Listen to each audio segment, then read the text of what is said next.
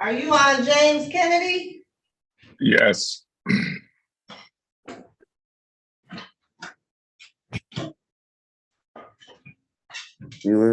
And he is in Wayne County Jail.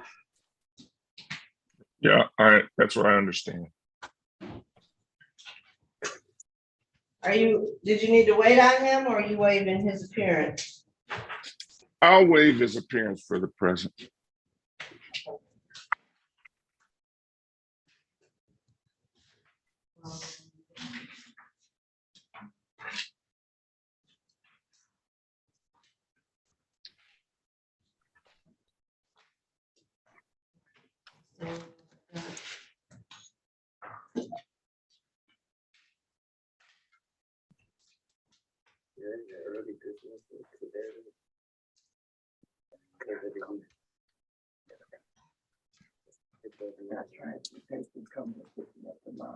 All right, I'm ready with the next one.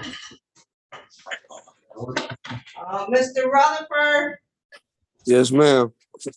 All right, I have you checked in. We're just waiting on your attorney. If you can just please put your device on mute. Yes, ma'am. Till we call you. I'm logging in, Kitty. Thank you.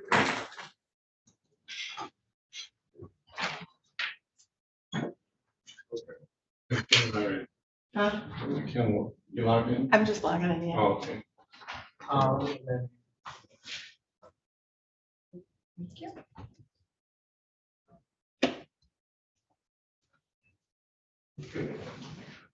36th District Court, City of Detroit. Here to Michigan's non-session with the Honorable Ronald Giles presiding.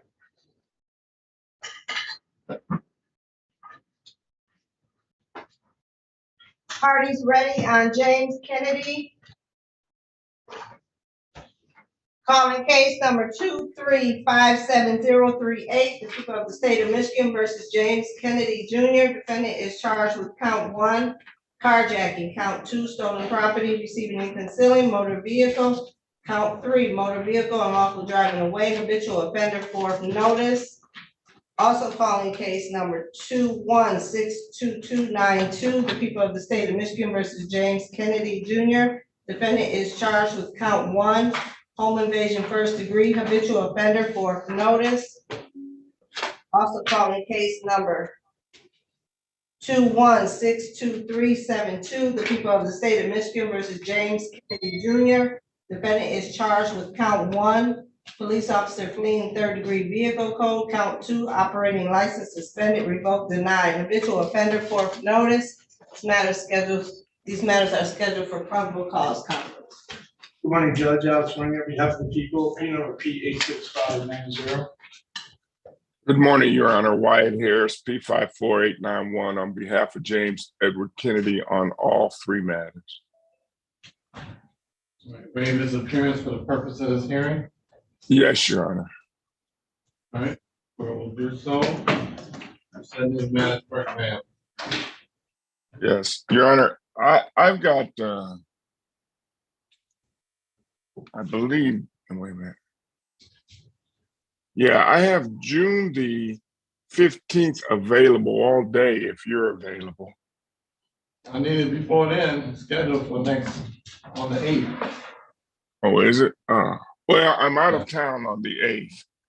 I'm back in town. In fact, I'm coming back in town. Pardon? Are you here on the 7th?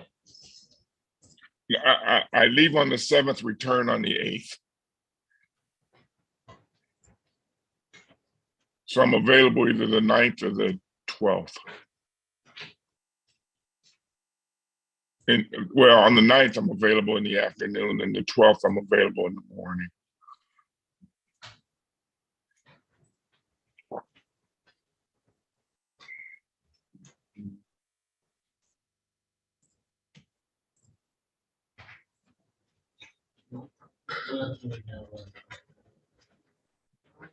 I'm sorry, what day is that? What's the last? Schedule on What day? the 9th.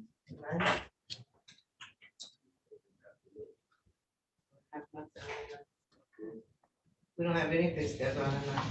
Tuesday afternoon. I'm saying that backward. Yeah, all right.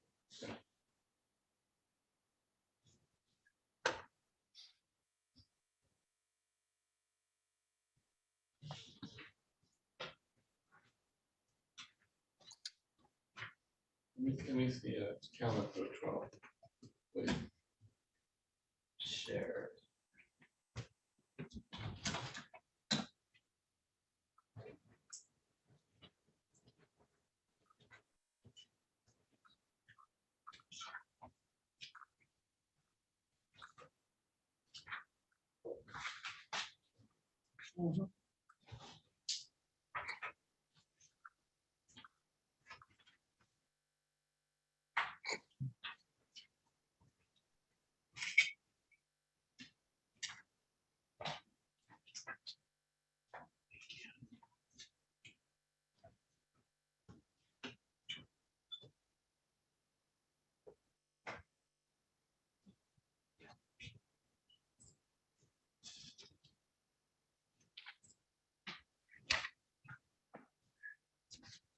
All right, 11:15 on the 12th.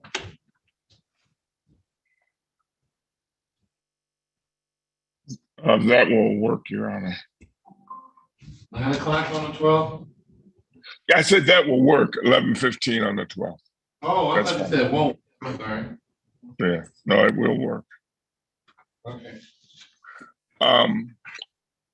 Mr. Prosecutor, on the fleeing and eluding case, I do not have digital discovery. I don't believe there's digital discovery for his other cases, but I do believe that there is digital discovery for the fleeing and eluding case. I have, I sent you yesterday, but I'll send it again, the digital discovery for fleeing and eluding. Okay, thank you. Yep.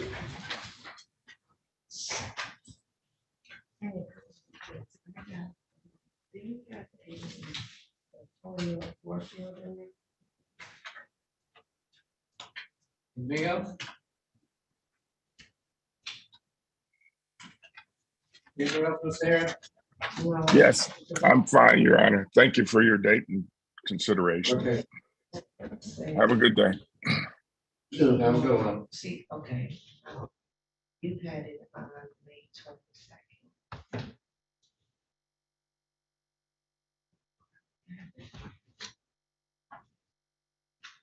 I just said I'll continue protocols for today, Giles.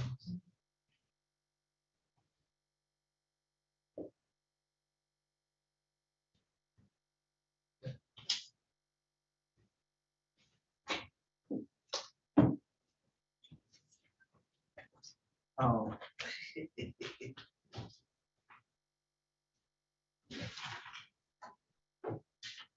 You got it? Oh, thank you. Good morning. Morning, Ms. Brush. Good morning. I'm here on Latoya Warfield. Okay. I don't have the file, they're bringing it down to me. They kept it in the courtroom. I don't know why. Okay, thank you. Okay, let me let her in. She is on, did you need a breakout room with her? No, we've talked extensively, so we're all set on that. Okay. Which case is it? It's Latoya Warfield. Right. You want me to call it with a register of action? Yeah. Is there, she's gonna put the file down, but.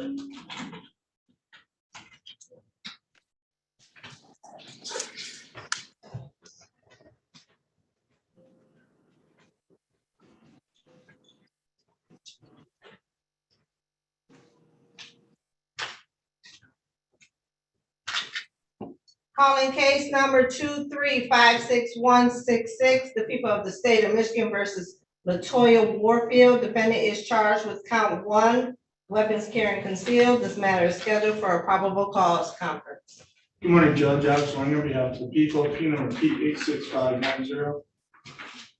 Good morning, Your Honor. Neighborhood Defender Service by Summers Brush, P number 85828, appearing on behalf of Latoya Warfield, who is present via Zoom. Ms. Warfield, please state your name for the record.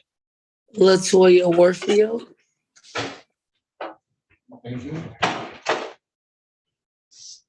All right, send this matter for exam. Yes, Judge.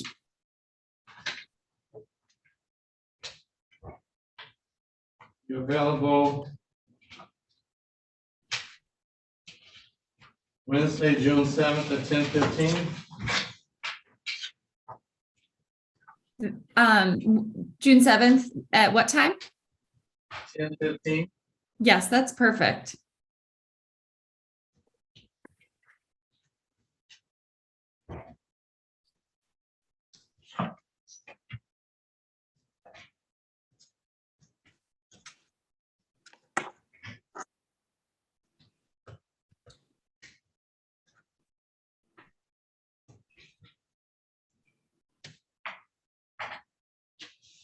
All right, anything else?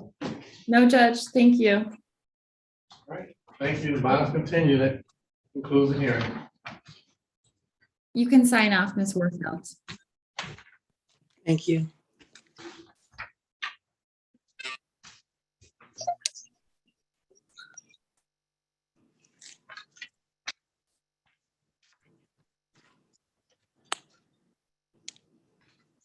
Morning, Mr. Neal. Hey, good morning. Okay, I have you checked in. We're waiting on your attorney. You're gonna have to take that hat off. You are in court. Okay, all right. Sorry All about right? Okay, yes, That's ma'am. okay. Uh. If you can just put your device on mute until your case is called. Okay, all right. All right, thank All right. you.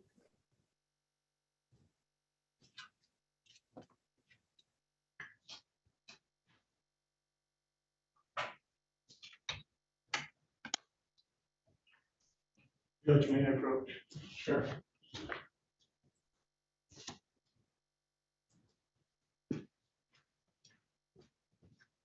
The defendant for any time on the 8th or the 9th, when we're just not the 7th.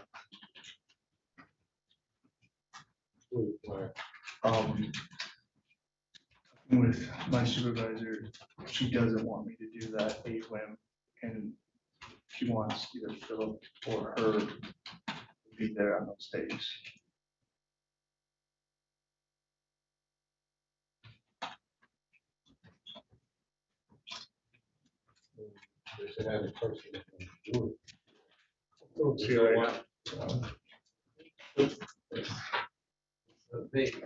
Okay.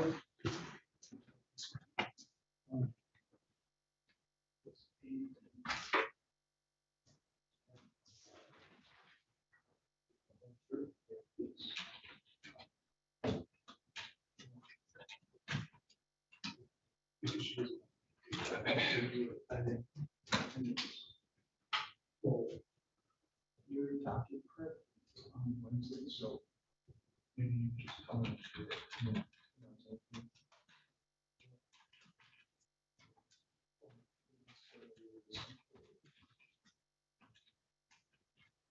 I'm here on that. Because all you do is just do that.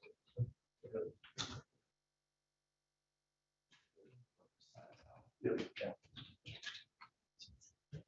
We gotta figure it out. Yep. Thank you.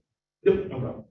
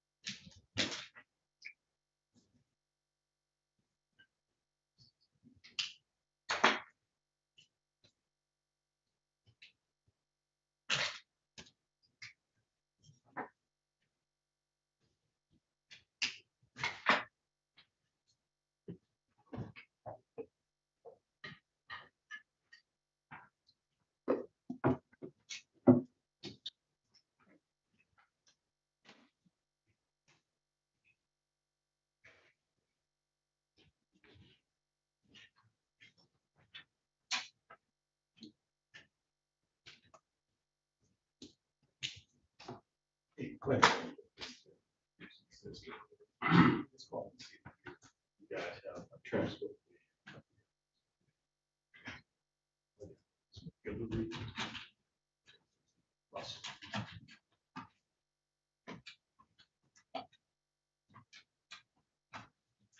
Okay.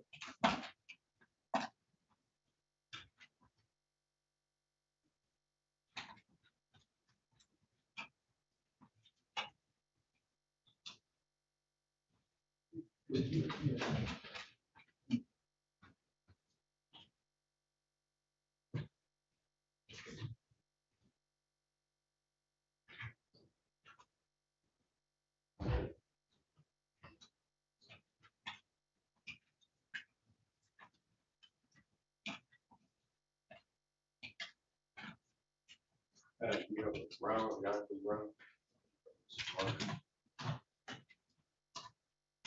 Brown. Jonathan.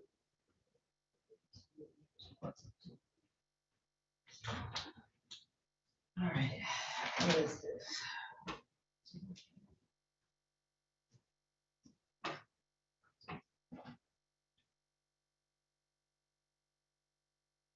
Jonathan.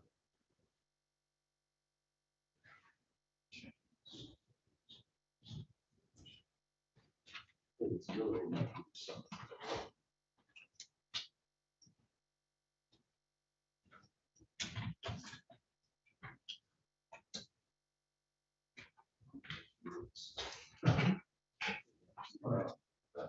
Yep.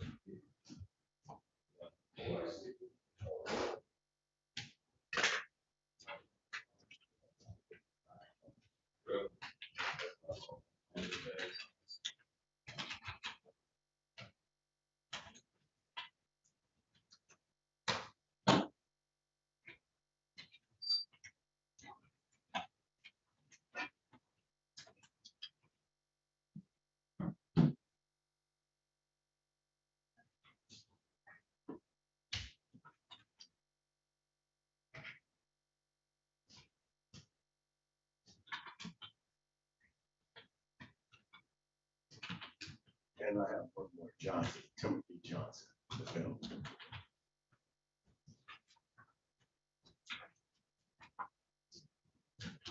Sounds good, thanks, number.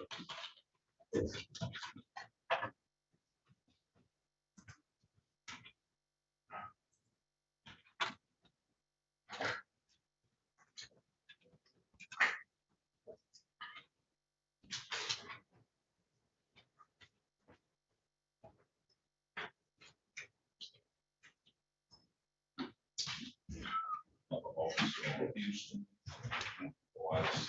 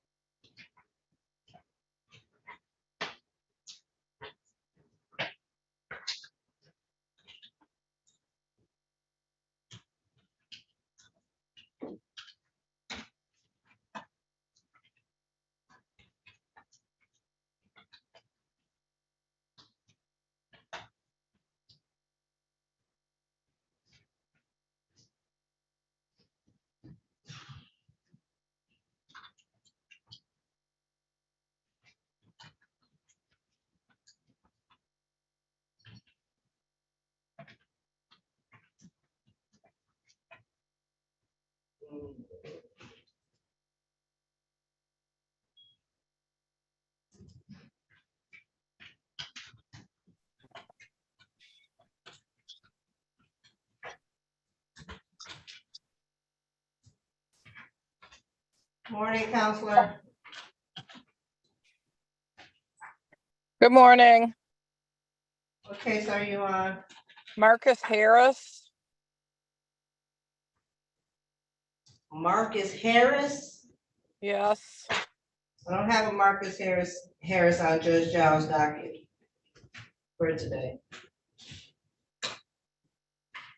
well, that's what it's telling me. You got a case number? Yes, 23 057 057 57057. For tomorrow, June 2nd. Oh my goodness, it is. Okay. Well, then I'm checking in really early. Right. All right. See. Thank you so much. I'll see you tomorrow. All right, see you tomorrow. Thank you. Bye. Bye-bye. Courtroom 233, Judge Giles.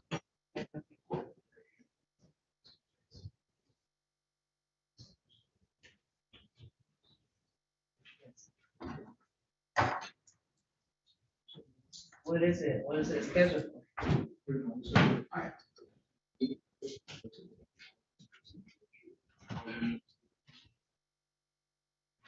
Yes, but it depends on what it's scheduled. If it's a PCC, it's virtual. If it's exams, it's in person.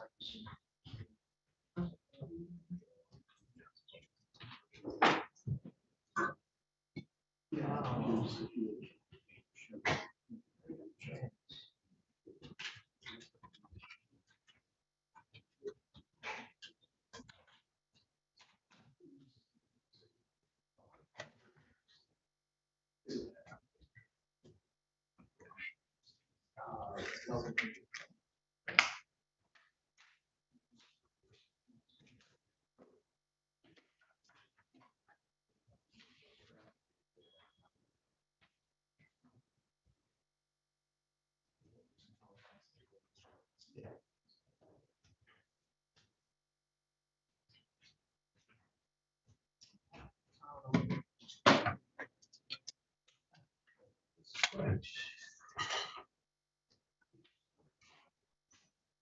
morning, Mr. Branch.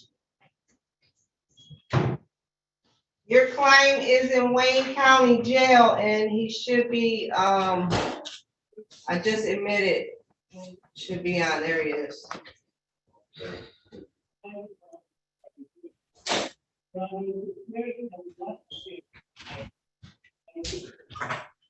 Are you ready, Counselor? Mr. Branch? Excuse me, sir. Yes? Yes. I was trying to see, do I talk to a lawyer or something? If you guys didn't mind. Mr. Branch, do you want to talk to your client? He's on mute. Oh, hold Okay, on, your attorney is on, oh, there he is. here I am. Did you want to talk to him, Mr. Branch? Well, I need to find out if he has retained an attorney. Perhaps that's why you're not showing me on there and I haven't received an order of appointment. No, No, sir. I have you, you're on. Okay. Let me talk to him just for a second. Please, thank you. All right, I'm gonna put you in a breakout room. Okay, thank you. How you doing, sir?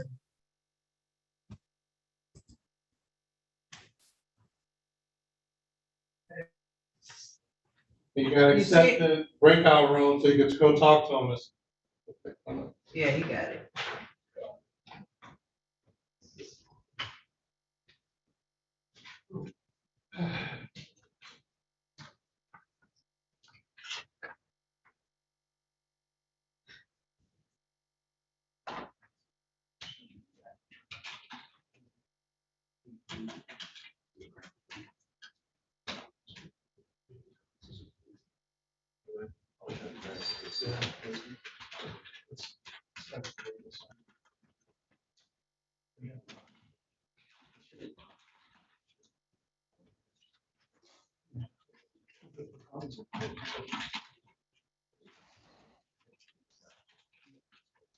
Just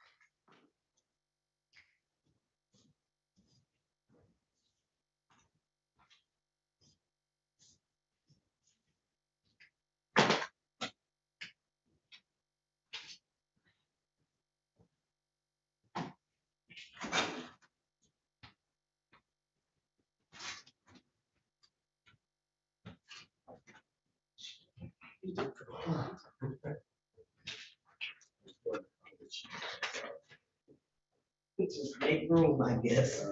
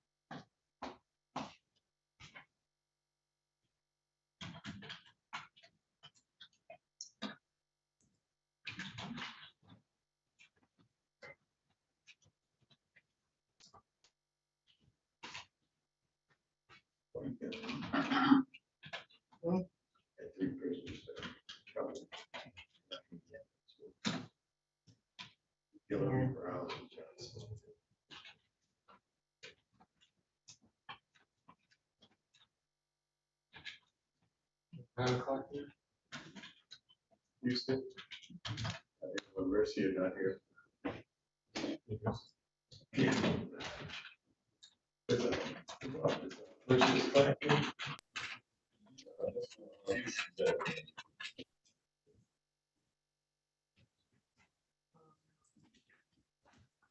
Ready? Yes, yeah, we're ready. All right.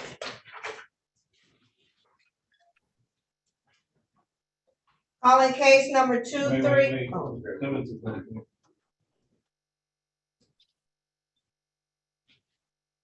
Okay.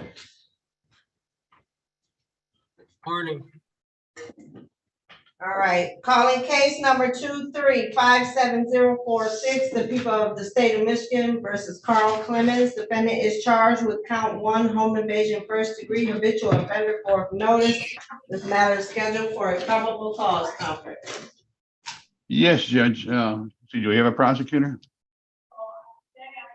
Oh, no, hold on.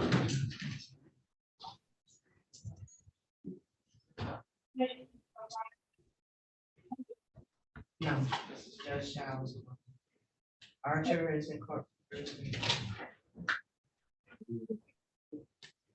How you doing?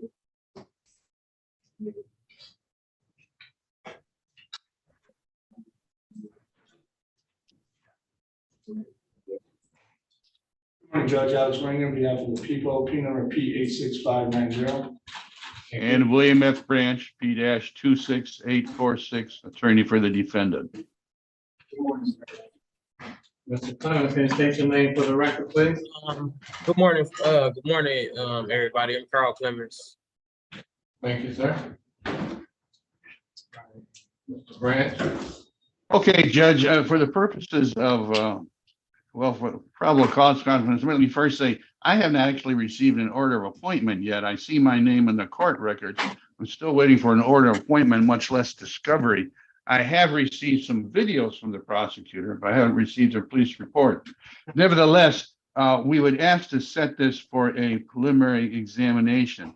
Now, Mr. Clemens is currently being held on a personal bond, $50,000. He's still in waiting for a tether, and we would like to address that. But I have to think that by the time we can get a preliminary examination around, he's going to be out because it is a personal bond. And hopefully by then I would have received an order and the discovery. The paper discovery has been sent to you already, and I just sent it again. So 2 times I sent the paper discovery, so you should have it. I just sent it. Okay, I'll look. I saw video discovery last night, but I'll double check for paper discovery then. Okay, then Judge, we would like to address the tether requirement. Right now, the bond, as I said, is $50,000. Hold on, we're gonna deal with the exam first. Okay, Available Wednesday, June 7th at 10:30. let's see. Can we make it 11, Judge? All right. Okay, very good. June 7th.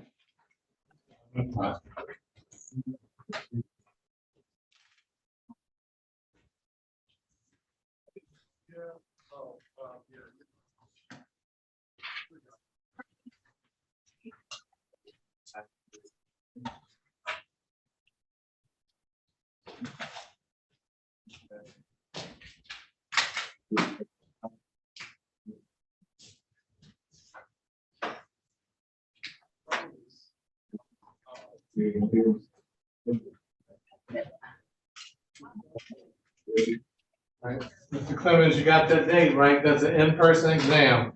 Yes, sir. Yes, sir. I heard you. June 7th, 11 o'clock. Yeah, all right, go ahead, Mr. Brandt. Okay, regarding the tether, Judge, Mr. Clemens has been incarcerated now, I think, since May 25th. I believe that was probably the arrest date. His family ties, his ties are all within Detroit. He lives with family. In fact, the telephone number I have for him is his dad's telephone number. He does not really have the income to afford a tether. He's not steadily employed. He does have as the prosecutor mentioned, a habitual offender fourth. So he's got enough of record that we can look there and see. I believe, of course, I don't have it in front of me, but I believe he's got no history of failing to appear in court. So it doesn't seem to be any reason to have the tether imposed on him. We would ask that, of course, we don't have any argument with the personal bond, but we would ask that the tether requirement be removed. I'll leave the discretion up to the court. I said I'll leave the discretion up to the court. All right, well, right now he's charged with home invasion first degree. You know, there's an issue as to safety for the community here. He's been given a $50,000 personal bond along with the tether. You know, in this court's opinion, that's about as good as it gets for that charge. So at this point, I'm not willing to change the bond. I will order a DSU if you want that. Okay, Judge, that would be fine. What is that? Defendant's bringing in another report, giving more information.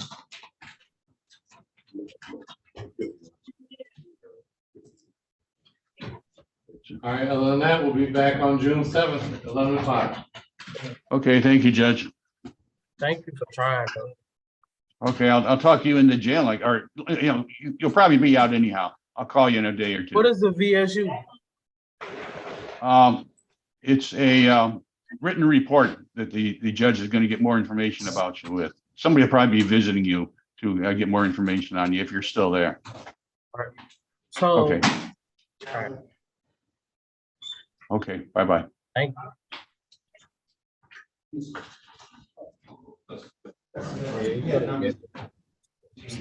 All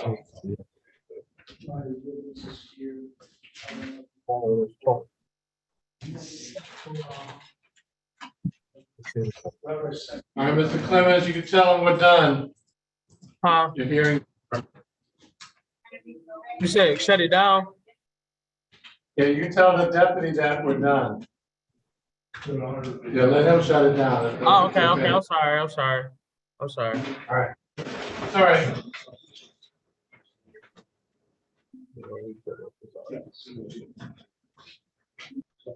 Good morning. Anyone else need to check in that has not checked in?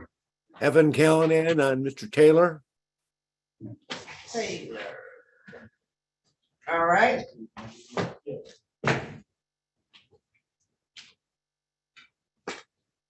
To my other attorney. Mr. Walker. All right, Mr. Taylor is not on. Mr. Callahan, you waiting or are you waving? I'll waive his presence. All right. Ready, Kim? Yeah. Calling case number 2257201, the people of the state of Michigan versus Donald Taylor. Defendant is charged with count 1, weapons carrying concealed. This matter is scheduled for probable cause conference. Good morning, Judge. Alex Ring on behalf of the people, P number P86590. Good morning, Your Honor. Evan Callahan, P30564 on behalf of the defendant. Judge, today's the date and time set for the probable cause conference in this matter.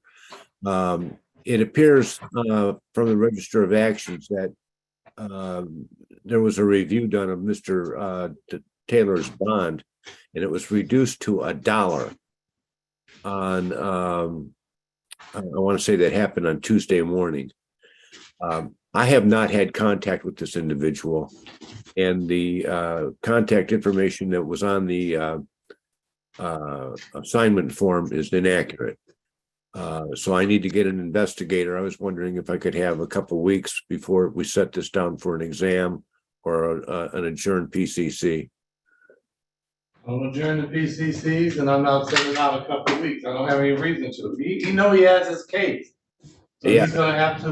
he's gonna have to stay on top of it. That's his responsibility.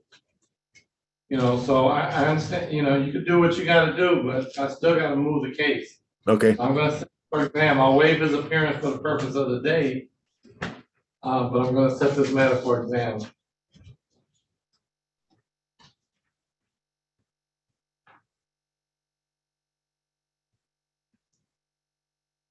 All right, are you available June 7th at 10:30?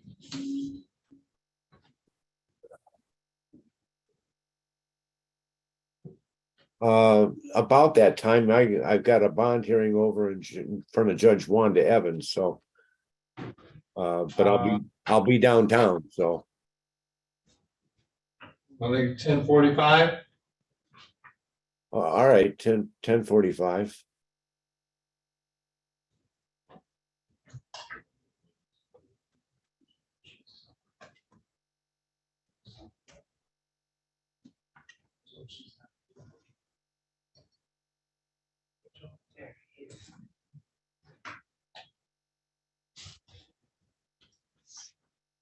And I don't have the paper discovery yet. I did get the digital. Let me look at mine exactly real quick.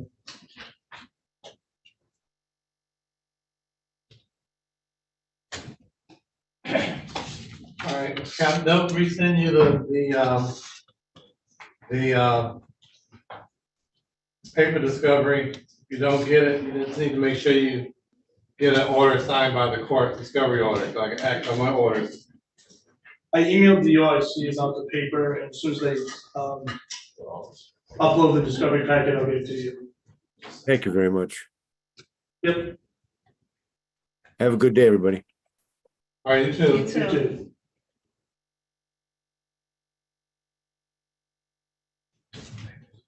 Anyone else need to check in that's not checked in? I do. Attorney Max Manugian on John Neal, and we're ready to go. All right, he is on.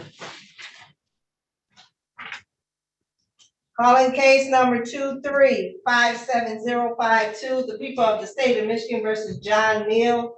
Defendant is charged with count 1, controlled substances, possession cocaine, heroin, or another narcotic less than 25 grams. Count 2, weapons carrying concealed. This matter is scheduled for a probable cause conference.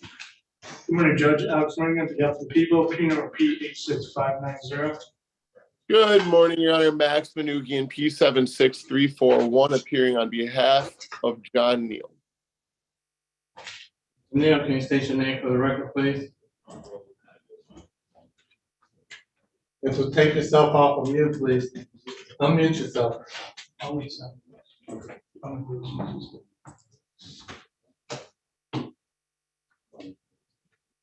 There we go.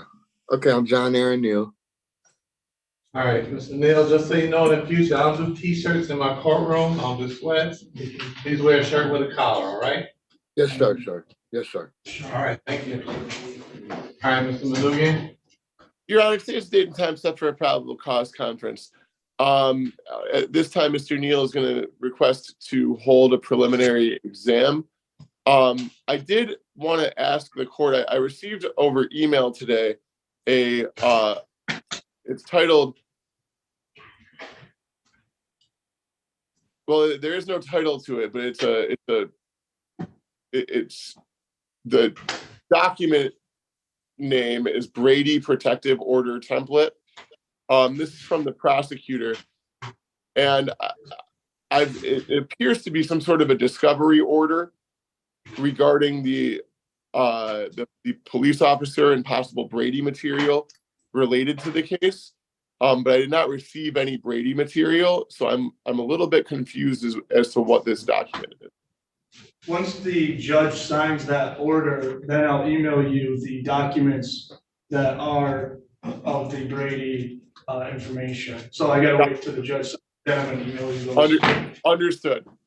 Now I totally understand. So yeah, we just want to set this matter for exam. All right, you're available June 8th at 9 o'clock.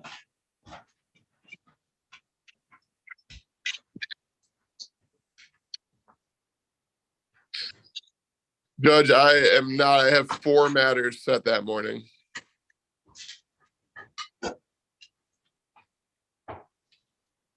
Okay.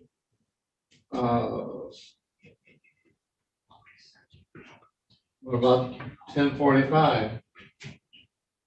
I'll be that entire morning. I'll be occupied.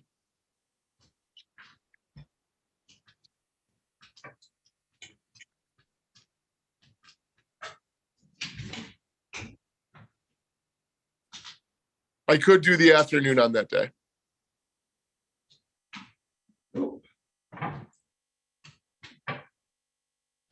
June 7th at 9:45. I have a sentencing scheduled at 8 a.m. in person in Madison Heights that morning. If we could set it a little bit later in the morning, I'm sure that wouldn't be a problem. June 7th at 10:30. Perfect.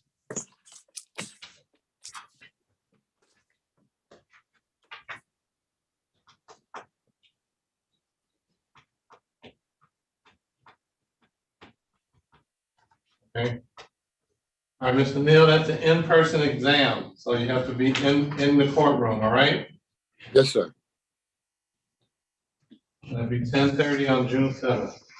Okay, where would I have to be exactly, sir? I'll explain it. All right. I got you. Okay, thanks. All right, anything else, Mr. Menendez? No, Your Honor, thank you very much. Have a great day. All right, you too. Party's ready on Brian Houston. So it's okay if I log out? Yes, sir. All right, thank you, guys. Have a good day. You too.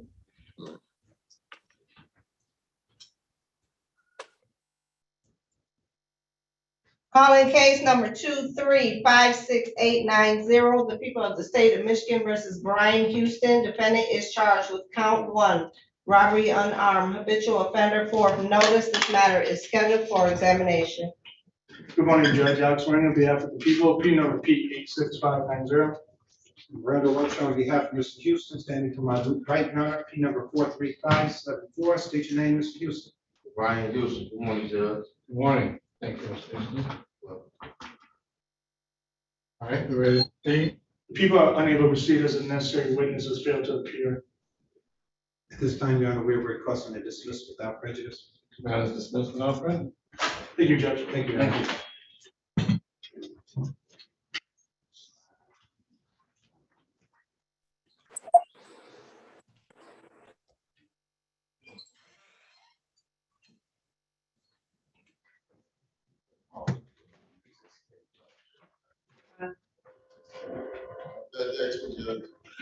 Yeah.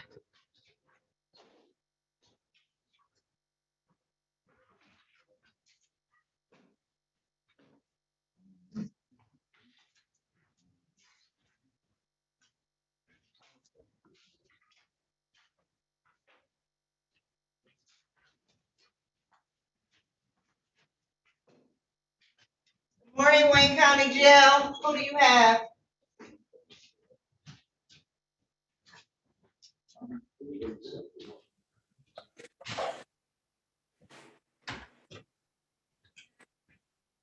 Your name and Wayne County Jail. What is your name? James Kennedy. All right, Mr. Kennedy, we did your case. Your attorney waived your appearance. What's this next? Your next court date is June 12th at 11:15.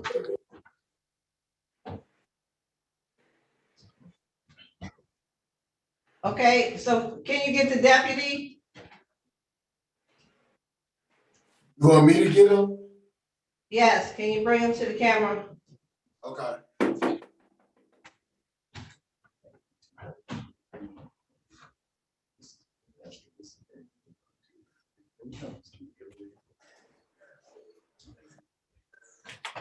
Here he is.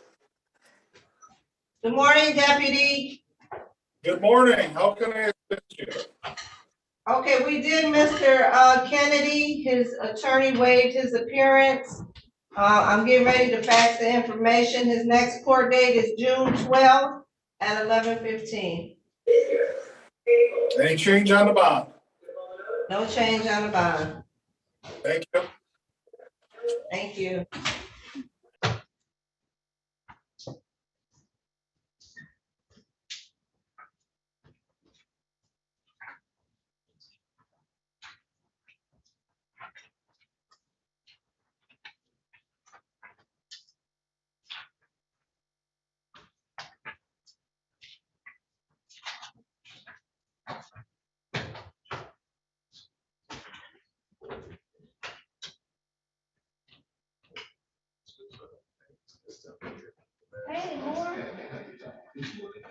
Good morning, Judge. Good morning. Good morning.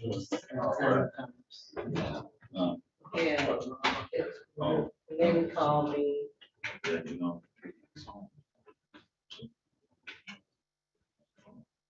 Oh, okay. Right.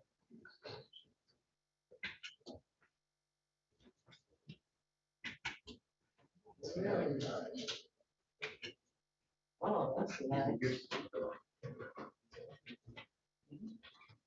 That's not like.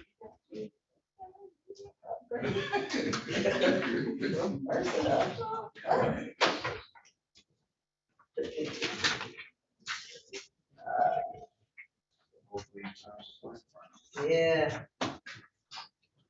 They look nice too.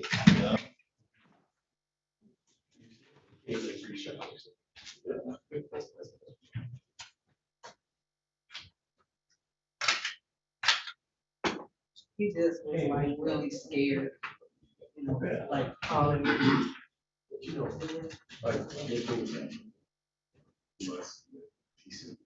Yeah. Yeah. Yeah. I mean, he sound like it.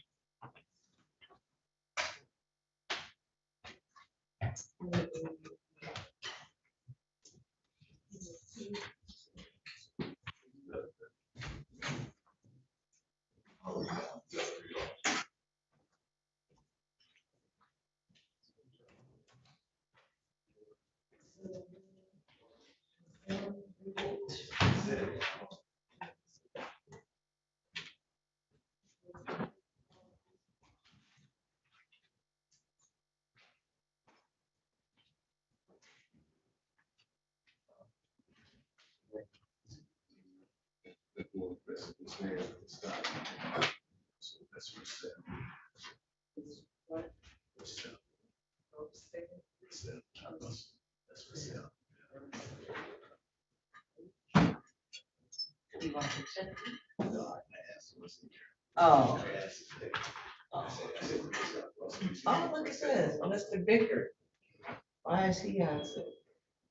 Oh, he's not, Mr. Oh. I forgot about Mr. Rutherford. I saw him yesterday.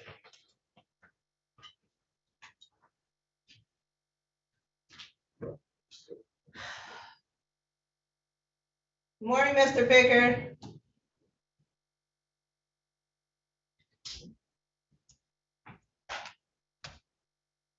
Something's wrong with his connection.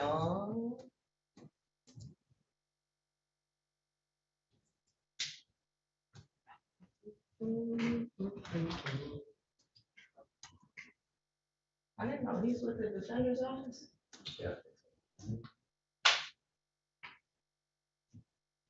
Has he always been with the defender's office? Oh, okay, okay.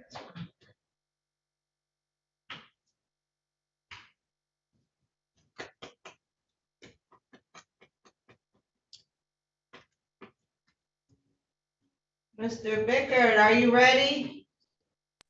Yes, ma'am. Your client is on. I see him. Okay. Mr. Rutherford?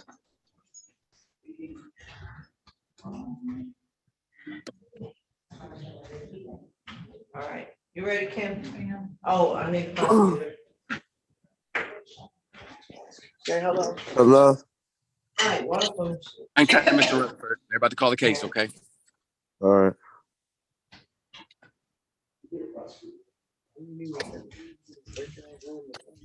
I'm Mr. PCC. Yes. Hold on, I was talking to the officer. You trying to get the, okay, you ready, Philip? Calling case number 2357049, the people of the state of Michigan versus Amari Rutherford. Defendant is charged with count 1, robbery armed, count 2, assault with intent to murder, count 3, assault with intent to do great bodily harm, less than murder or by strangulation, count 4, weapons carrying concealed, count 5, assault with a dangerous weapon, felonious assault, count 6, count 7, count 8, count 9, weapons, felony firearms. This matter is scheduled for a probable cause conference. Philip Henderson on behalf of the people, P86029.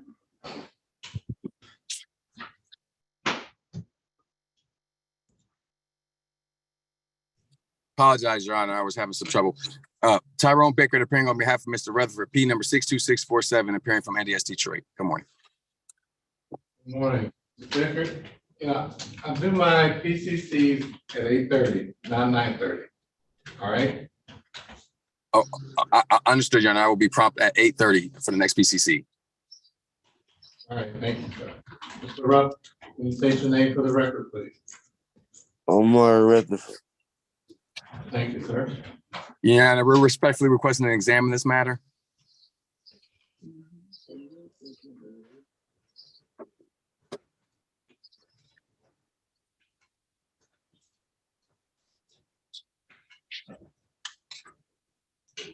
You available June 8th at 9 o'clock? Trying to check that right now, Your Honor. I'm sorry. No problem. A little bit of computer issue.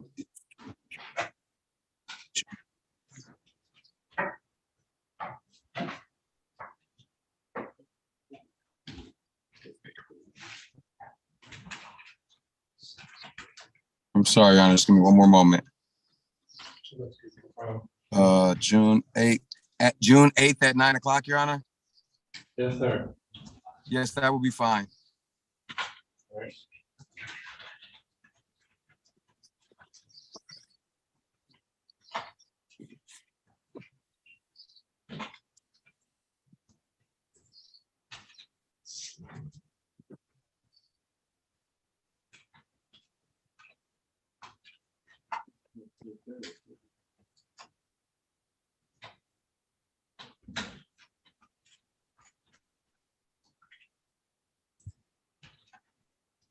All right, we'll be back June 8th at 9 o'clock. Mr. Rutherford, that's an in-person exam.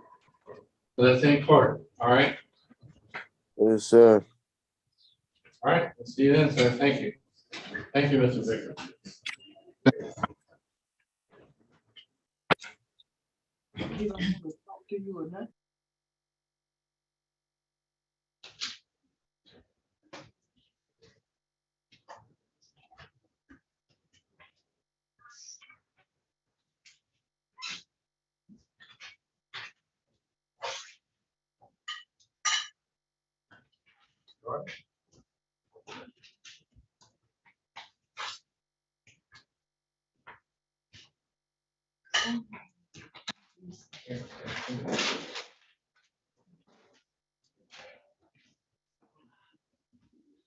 All right, so we're done with our PCCs, right? Yep.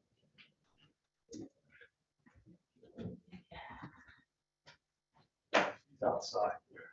The attorney? Yeah. Mr. Sharp is here too. Come on in, let's do this. He's talking to his. Who?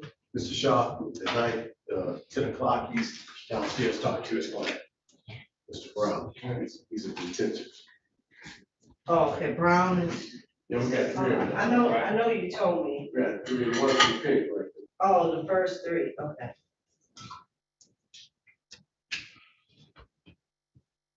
So our next three are in lockup.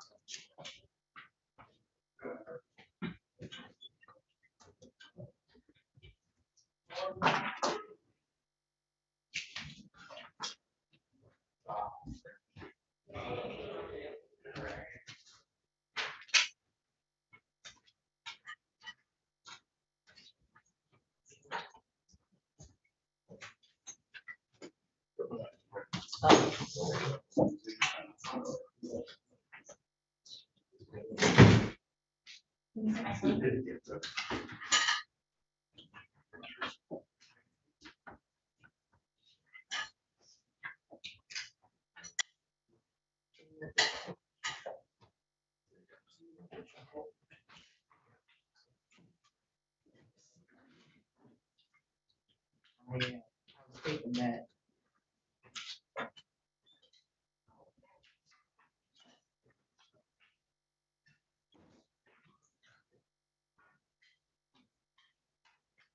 Ready, Cam?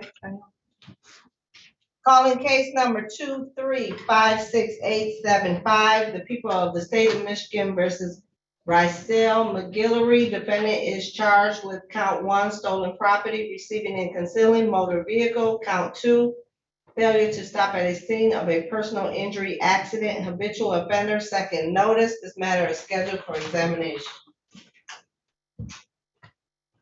On behalf of the people, Philip Henderson, P86029. Good morning, Judge. Neighborhood Defender Service by Jackie Pilkowitz, P81653, on behalf of Russell McGillery, who stands to my right. Mr. McGillery, state your name to the judge, please. Hey, how y'all doing? My name is Russell McGillery. Good morning. Ready to proceed? The state's ready to proceed, Your Honor. I believe there's an issue that Mrs. Pilcher wants to discuss. Yes, Judge, I am not in receipt of full digital discovery at this time. I emailed the people yesterday afternoon indicating specifically which officers' body camera footage I was missing. It was all of the arresting officers that I was missing. I named them. This court did sign a discovery order dated May 25th, 2023, ordering the people to produce this footage prior to the preliminary exam. At 9:29 this morning, I was able to receive the link, and it's currently downloading. The people have represented that in that link, there will be the footage that is requested. It's going to take another 32 minutes for the download to go through. That said, Your Honor, we are moving for a dismissal at this time, as I am not in receipt of complete discovery. Your Honor, we would ask the court to allow Ms. Pilcher to download the link and review the discovery. How is that gonna help? You want her to review? It was gonna take 32 minutes for it to download. I'm sure it's gonna take her quite a while to actually review what's in it. Look at how many different videos is it? How many different officers? It was 3 officers, Judge. Okay, that's. Yes, Your Honor. In that case, we would ask the court for an adjournment. There was a good faith effort made to provide the video, and there was a link sent earlier in the morning that didn't work. The one that does work was sent as soon as I was made aware of that, and I believe the state has attempted to comply with the spirit of your order to the best of our ability. I don't care about the spirit of my order. I care about complying with my order. And Your Honor, That's why I signed it. Okay. Well, Ms. Pilowitz, the only issue is, dismiss the case, the client's not gonna be released. He's just gonna be rearrested automatically. He's gonna be held, will be held for 3 days before he's arraigned again. And at which point the whole process is gonna start all over. And he'll be sitting in jail all this time. I mean. Your Honor, I can absolutely explain that to my client. In my experience, it takes a bit for the files to get reissued, if ever. It's not, I actually haven't had a situation where a case has been dismissed without prejudice for discovery violation or otherwise where a person has been rearrested immediately. That said, I will, if I could speak with my client for a minute, discuss options with him. All right.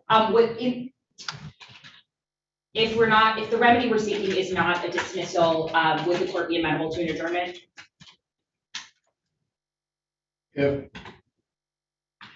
me put it this way. At this point, my inclination is to dismiss without prejudice. But don't refile it, so that all the information can be served properly and discovery can be provided as it's required. But if, again, that's why I said what I said. This way, if you're willing to agree with them to adjourn it, I'll adjourn it over in order for you to have, adequate time to review the discovery that's just been provided. Thank you, Judge. If I could just have 2 minutes with my client. Sure.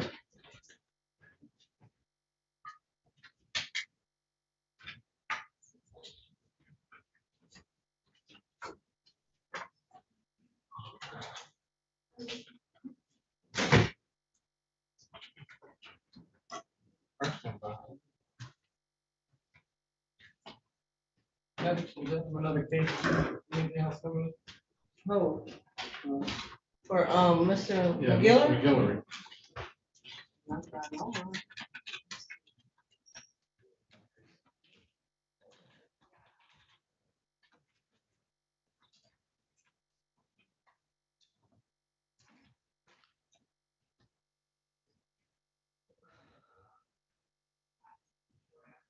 Oh, yeah, he does. Oh, program probation and, circuit court. No, There's another case here? I think so. I'll pull it up.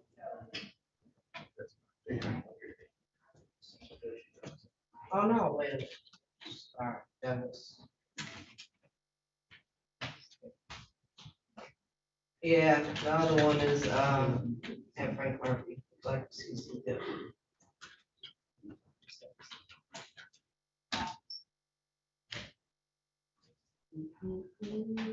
That's old though. No, that was dismissed.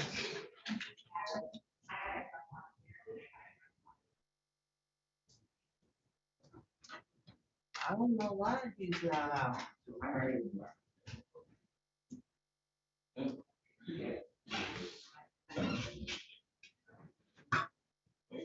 I don't know why he's out.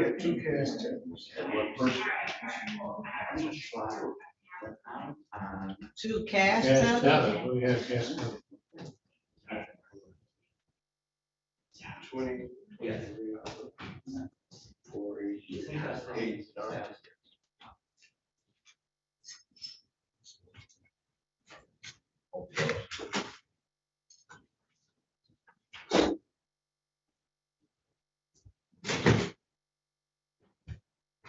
Your Honor, may I address bond before we address the remedy? No? Well, I mean, there's a personal bond on it. I think he has a tether, Judge. I'm not And showing it's it, released, is it just showing personal? Let me make sure. I'm showing just a personal bond, $10,000. Let me make sure that's not so. He had two cases. Says $5,000 cash test. He has a probation I don't show violation, any tether. but as long as this court doesn't show a tether, He doesn't have another case. he has a probation matter that's running concurrent with this. But if Your Honor is not showing a tether, then we'll leave it at that. There's no need to address bond. I'm not showing a tether. Okay, Wait, Kitty, can you? No, I don't see a tether There's no either. tether on this. okay, great. Then Judge, we will be asking, we'll join in the people's request for a brief adjournment. Reduced. Maybe 22nd, so 10,000 first.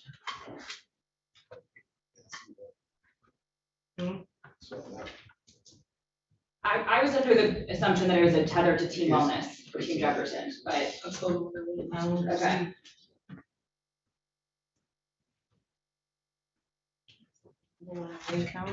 Yeah. The other one's Third Circuit. That's Third Circuit. Them are both Third Circuit cases. Which, look, under my, see, I can't.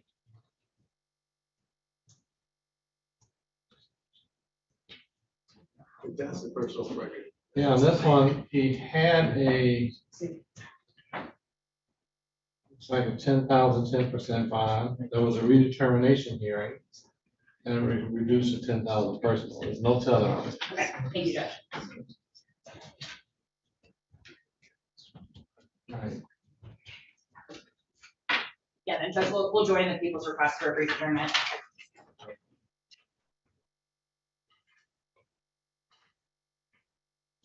I could do Monday, Judge, if the court's available. Anytime.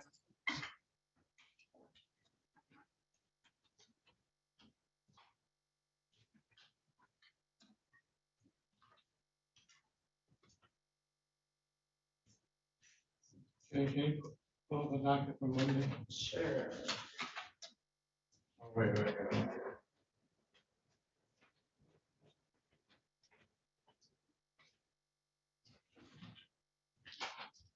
Hey, you got it? Yeah, okay, but sometimes.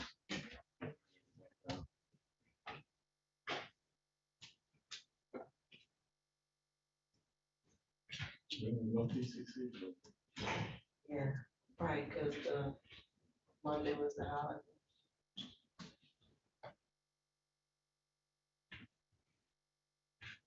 Is the Grand Prix still going on Monday? Or is it, will it be done? Probably. Oh, yeah.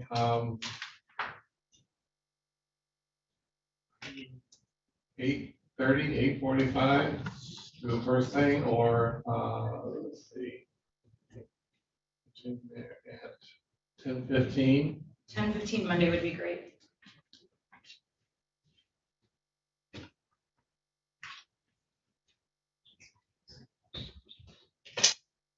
Want to check with your witnesses? Assuming you do have study witnesses.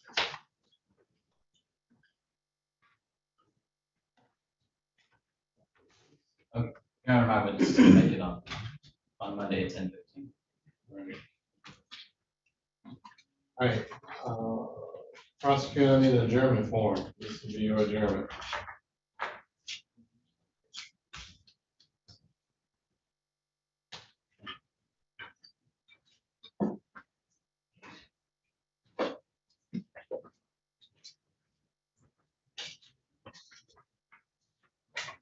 Can you give it to Alex?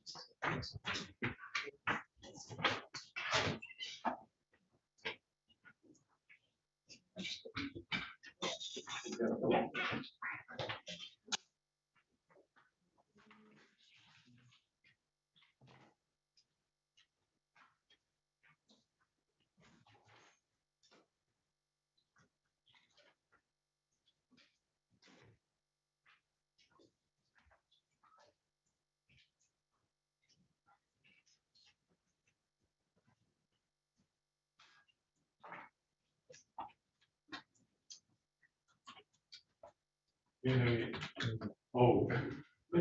Yeah. First of all, I don't know why they're showing it. That's good.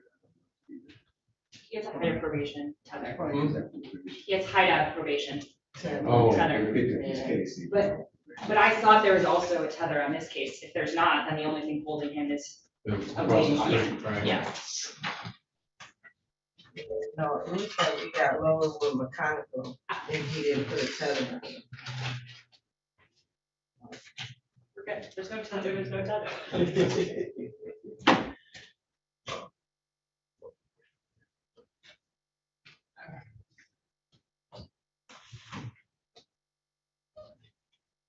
And once I download it, if I miss anything, I'll just get back to you today.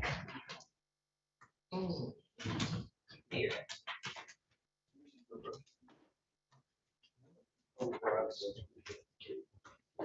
Okay, sorry. Oh, you could just use it.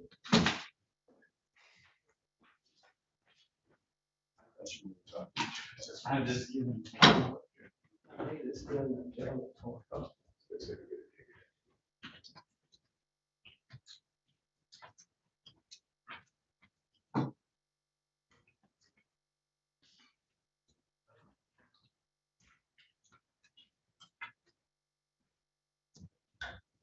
We're off the record, yeah. Imagine. Have a good day, everyone. All right, you too. See you on Monday. Yeah. I think 10:15, right? Yes.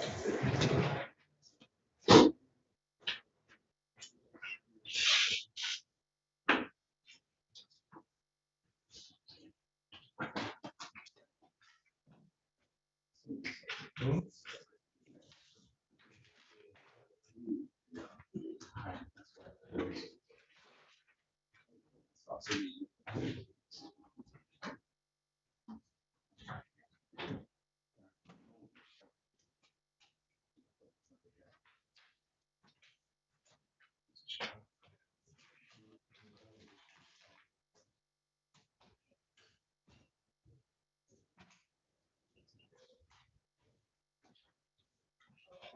Okay, kill it. Okay. Where do you, who filled this form out? You know what? Where did you get this case number from?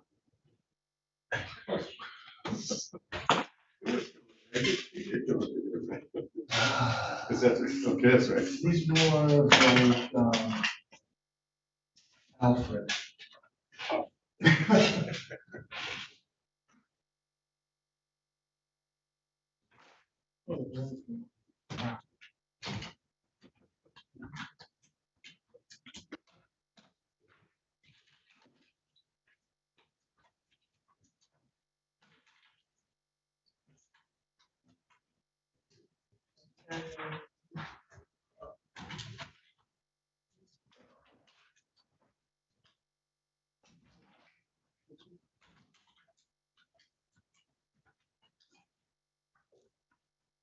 Yes, you can.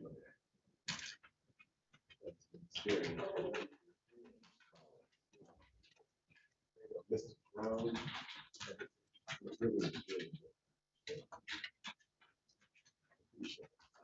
He still thought it's very.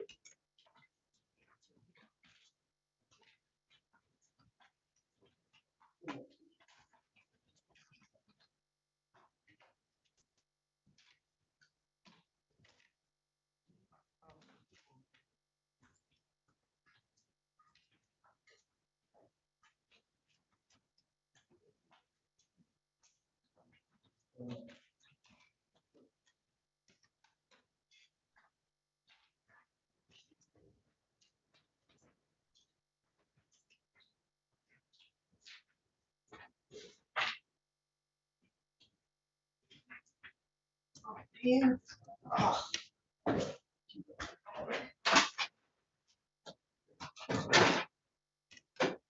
Oh.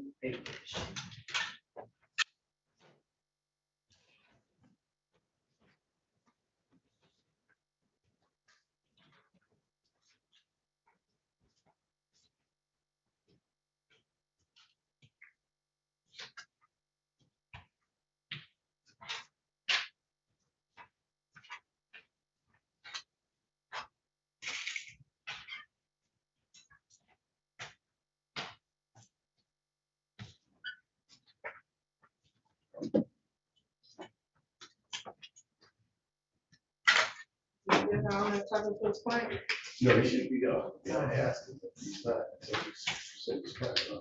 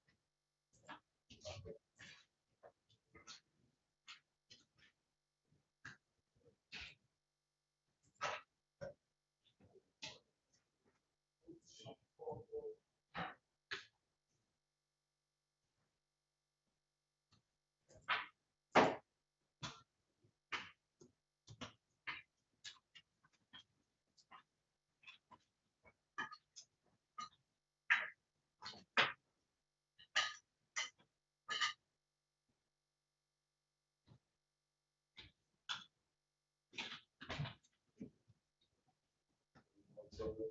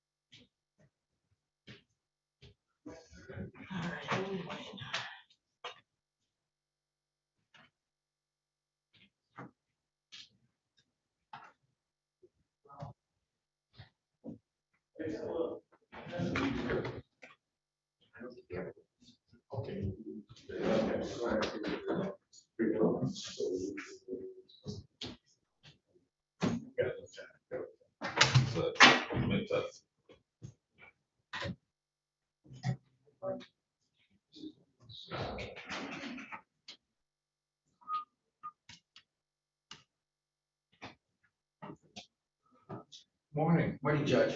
How you doing? I'm good.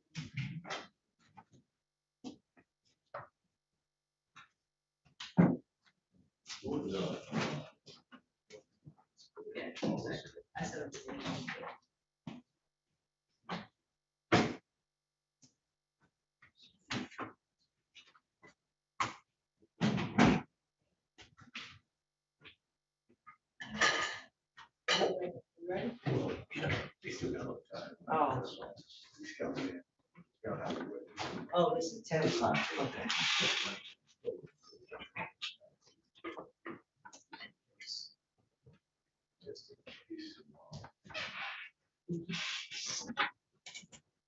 Okay. But,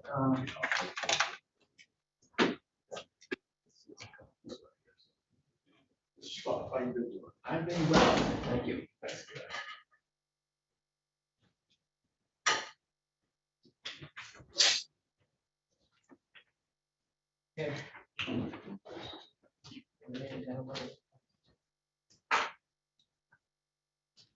Witness this time. Really?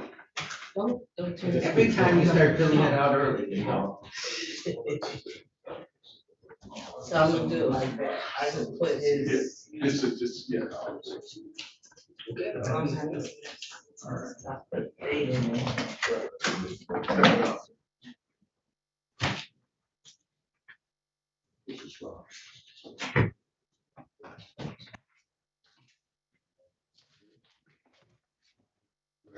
Whatever the policy.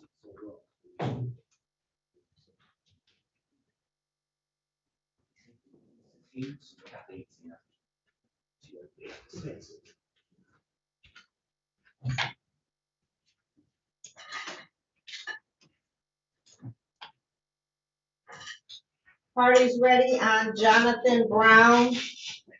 Calling case number 2256462, the people of the state of Michigan versus Jonathan Brown. Defendant is charged with count 1, larceny $1,000 or more, but less than $20,000. Count 2, larceny in a building, habitual offender for notice. This matter is scheduled for examination. Philip Henderson for the people, Your Honor, P86029. And good morning, James Schlott, 30720. On behalf of Mr. Brown, we're ready. Move to sequester witnesses. Your Honor, we just asked that the OIC get out to stay in there. I do not anticipate that they'll testify. And no. I don't see it myself, but, that's a no, but depending on how the evidence comes out with the complainant, then they will call the OIC. Then the OIC can stay in. Leave the OIC is not testifying or. Yeah. Okay, Your Honor, then in anticipation that you might testify, You know, witnesses testifying today at trial, anytime in the future, the courtroom will be denied at future testimony. No exception.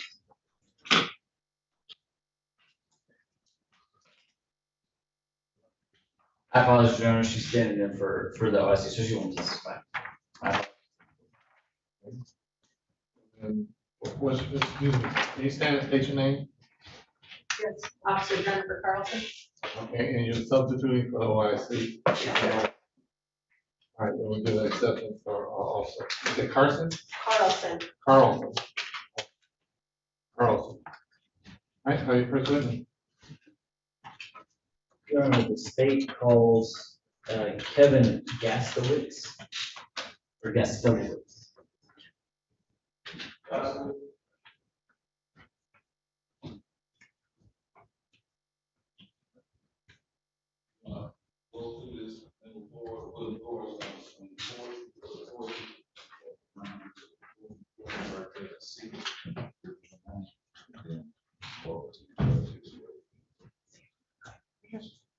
Kevin, Kevin.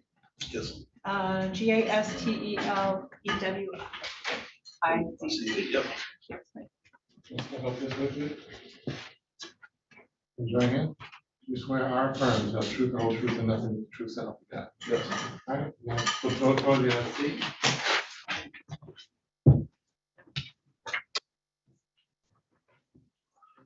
How you pronounce your name, last name? Gastowitz. Gastowitz. All right, Gastowitz, first, so you know in the future.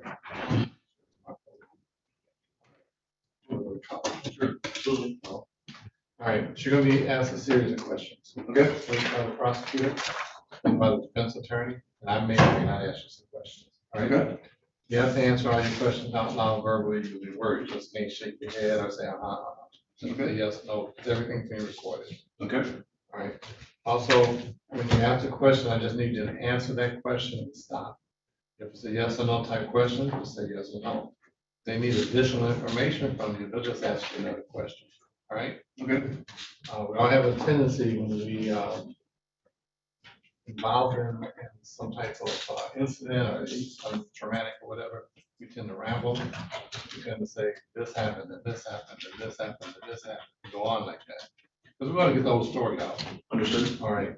If you do that, I'm gonna miss something. If I miss something, I might not make the right decision. Okay. That's why we proceed by one question, one answer, so I can understand it. I don't know anything about this case. The thing I know about this case is the defendant's name, what he's charged with, and I know your name. I get all my information from what happens in court. Okay. Okay. All right. Thank you. You may proceed. Good morning. Could you introduce yourself to the court? My name is Kevin Gastowitz. And where are you employed, Mr. Gastowitz? I'm now self-employed. Where were you employed on January 19th, 2021? I was a deputy director at Architectural Salvage Warehouse in Detroit. And did you have an opportunity to come into contact with Mr. Jonathan Brown? Yes. How? Okay. How about let's not lead? Yes, sir. Do you know Mr. Brown? Yes. How do you? How about, let's not lead. If you lead, I can't take it. I can't take it. I'm not gonna consider it at all. So you either rephrase and get it in right, please. Was there anything in the course of your employment that caused you to be here today? Yes. Okay. What was that? I caught Mr. Brown stealing money out of my desk. Okay. And how much money did you catch him stealing? Over the, well, I should say, there was about $1,200 lost, but I actually caught him. It was a few $100. I don't remember the exact amount today. Okay. And when you say Jonathan Brown, do you see the person that you're identifying as Jonathan Brown in the courtroom here today? Yes. Could you point him out and identify him by an article of clothing? Over there with the greenish jumpsuit on. No, no, the record should reflect that he's identified as the defendant in this case. Record will reflect. You told us that you were, where you were employed. Is that in Detroit? Yes. And County of Wayne? Yes. So did you ever talk to Mr. Brown? Yes. Okay, about the money? Yes. Okay, and when you talked to him, what did he say? He initially denied it. Okay. After he initially denied it, what did he say? I told him I had video of him taking the money, and then he said that he did it. And I told him that he needed to give me the money back, and he took it out of his pocket and gave it back to me. And then I fired him. How much money did he give you? I don't remember the exact amount today. Okay. How did you told that you gave us a number of $1,200? How did you determine that amount? No. Right now, I only got a couple $100. Right. Your Honor, I believe that he said over the He course said of he it, there saw was. him take a couple $100. He said over the course, $1,200 was missing. Or whatever. And I don't care about over the course. Unless he knows about that and can testify to it, it doesn't mean anything. Well, Your Honor, I'm asking a question to see You if he. understand what I'm saying? I do understand, Your Honor, but I believe if he has knowledge that, the question I asked. Well, you haven't gotten that out. That's what I'm trying to let you know. You haven't put that out. It's not in evidence. The only thing in evidence right now is a couple $100. Right. Okay. All Yes, right. Your Honor. Okay. So you made reference to a greater amount of money. Yes. Why did you make reference to that? There was money that had been taken out of my desk over a period of weeks. I'm going to object to that, Your Honor. He has no personal knowledge. Well, he don't have personal knowledge that something was removed from his desk.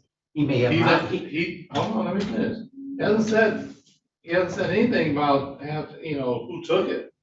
He just said that there was money taken out of his desk. He has knowledge, according to his testimony, that money was not in his desk. Doesn't know how it was, whether it was taken or not. Well, we haven't gotten or that how far it was yet. removed. Right. I agree. We haven't gotten that far. He just has his personal knowledge that he had something there and then it wasn't there. That's what we got so far. Okay? Continue. Okay. So, again, if you could tell us about the $1,200, why did you mention that? When I met with the officer, detective, when I had reported the final case and everything, that we had money that was stolen, he had asked me how much was stolen total, and I gave him that amount. Okay, why?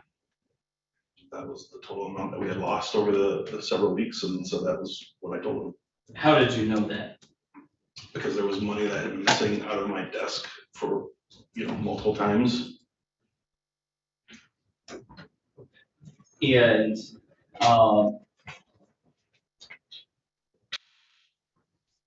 okay. When you said that you talked to Mr. Brown, did you ask him about, what did you ask him about? I just said that I had video, I said he stole money out of my desk and he denied it. And I said, have you on video taking money out of my desk? And he finally admitted to it, and then he gave me the money that was in his pocket that he had taken out of his desk that day. Okay, did you give him a specific amount when you were out? Was that a no? I didn't hear. Sorry. That was, No. okay, did you ask him if it was once or more than We're once? leaving. Okay. What specifically did you ask him? I asked him if he took money out of my desk, and he said no. And then I said, you're lying. And I said, have you on video taking money out of my desk? And he then, after I think we badgered back and forth for a minute or so, and then he agreed that he did. And I said I wanted the money back, and so he gave me the money that was in his pocket, and then I fired him. Okay. You mentioned video. Did you watch the video? Say yes. Yes, sir. Was it one video or more than one? One. Okay.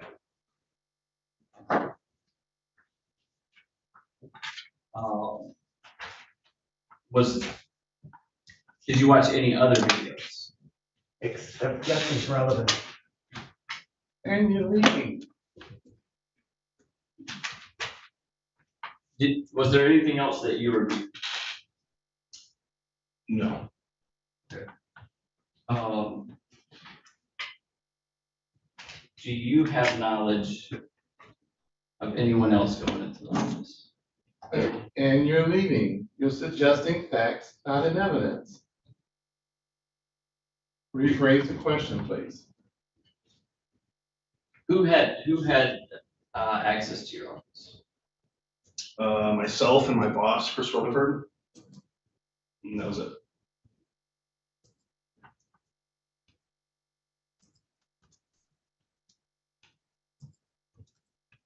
Nothing further this time, right? No questions, right? Thank you very much.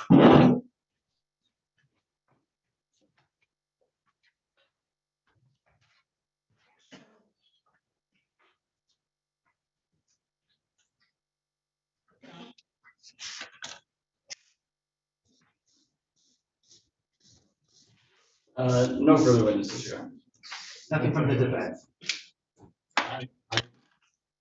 Your Honor, the victim or the witness in this case testified that there was $1,200 that went missing from his desk.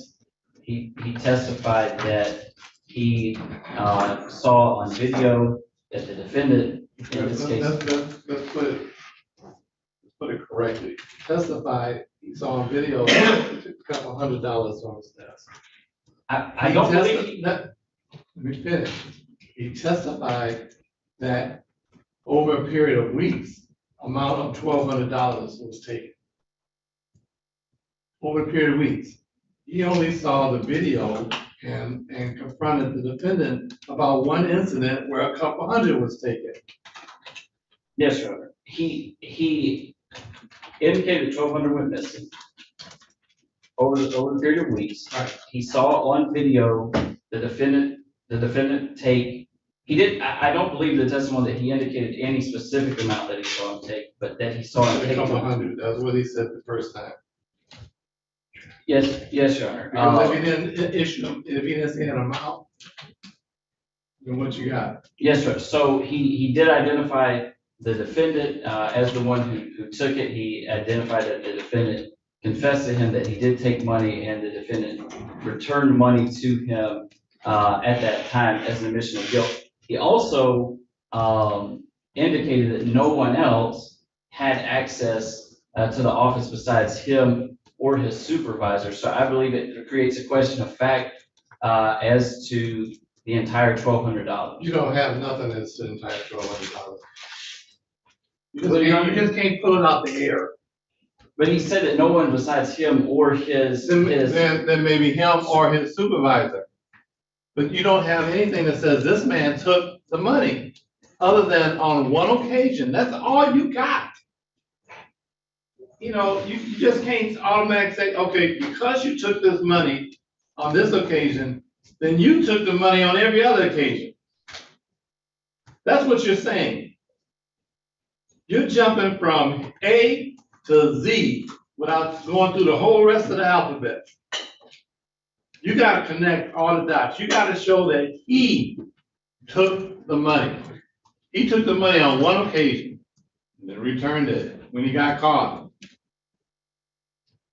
That's all you got. Your Honor, I would just argue that it meets the probable cause standard for all the money, from the evidence shown. Okay. I got your argument. Anything? No. All right, as to count one is dismissed. As to count one is dismissed. As to count two, I'm gonna bind them over. That's larceny in the building. Pardon? That's larceny in the building. Yes, Your Honor. So, as far as the larceny in the building, he did testify. Okay, I don't need your argument. I just said I'm binding them over. Oh, I'm sorry. I didn't hear you, Your Honor. I I'm gonna bind apologize. them over as to count two only. The count one is dismissed. Okay, thank you, Judge. All right, thank you. I need to put some form at the count one, please. AYJ? Yeah, oh, I'm sorry, man. I should have went through, I didn't go through the whole thing. Court finds that as to count two only, that Kelly did in fact occur city of Detroit. Well. No, count two is dismissed. May I swear you? Say count one. Where did it happen? He testified that his, building was in, the city of Detroit County. I got no address, I got nothing. I got, you went from that date to that he was working, where was he working? And then you went directly into the money. You never got. Your Honor, respectfully. Counsel. It's not an argument. It's not a debate. It's not even a discussion. When I make a ruling, that's it. I make a ruling. You never got out where this occurred. You never got it that it happened in the city of Detroit. You never gave me an address. None of it. So I have to be able to say that this defendant probably committed a crime, which I can say. I agree with you there. The offense of larceny in a building, but then I have to say that it happened in the city of Detroit for me to have jurisdiction. You never produced that. So I can't say that. At this point, all of it's all dismissed. Step this way.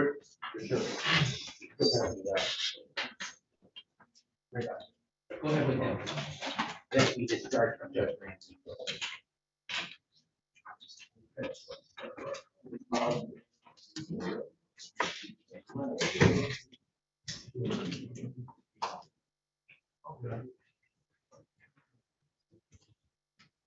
The order for fingerprints return.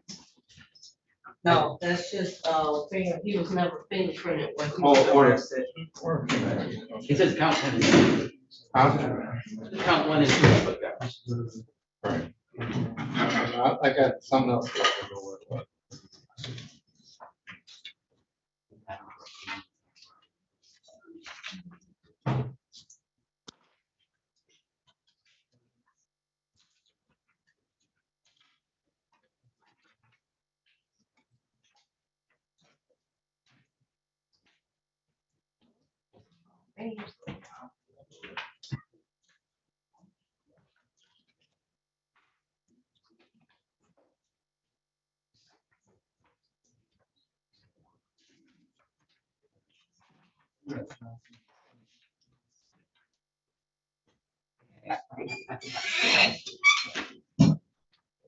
What's the date again? Huh? I got it.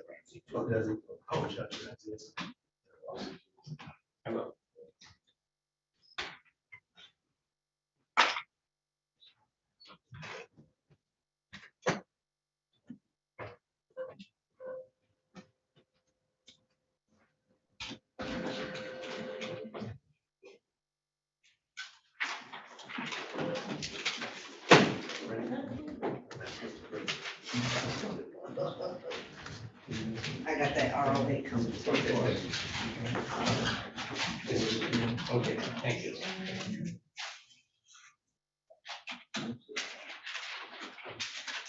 There you go. Oh, and here's the, fingerprint. Okay. I'll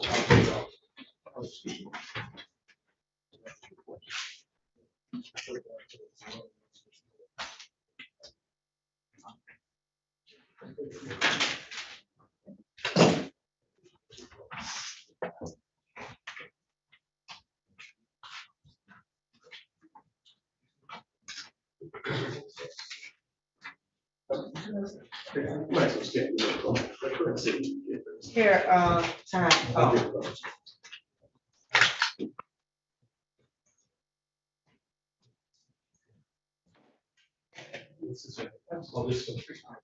Yeah. I didn't know you were going down.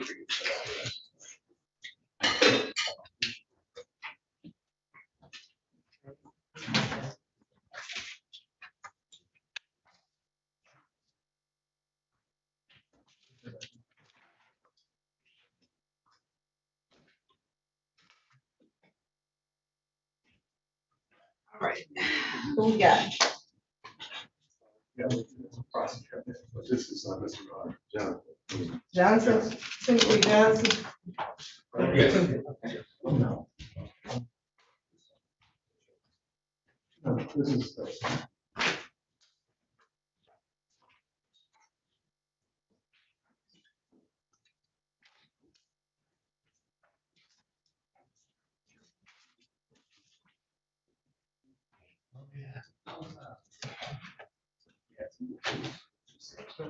All right.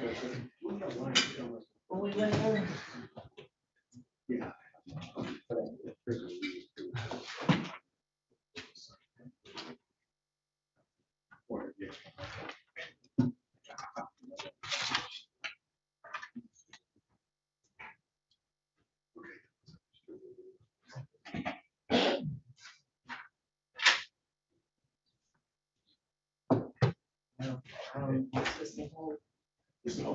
Oh.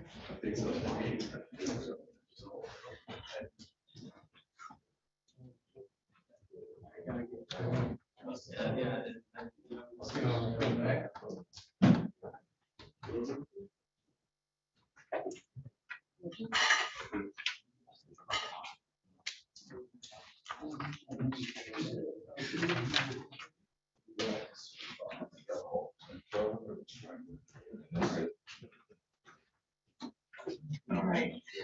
We ready? Yes. We ready? Oh. Stand up, sir.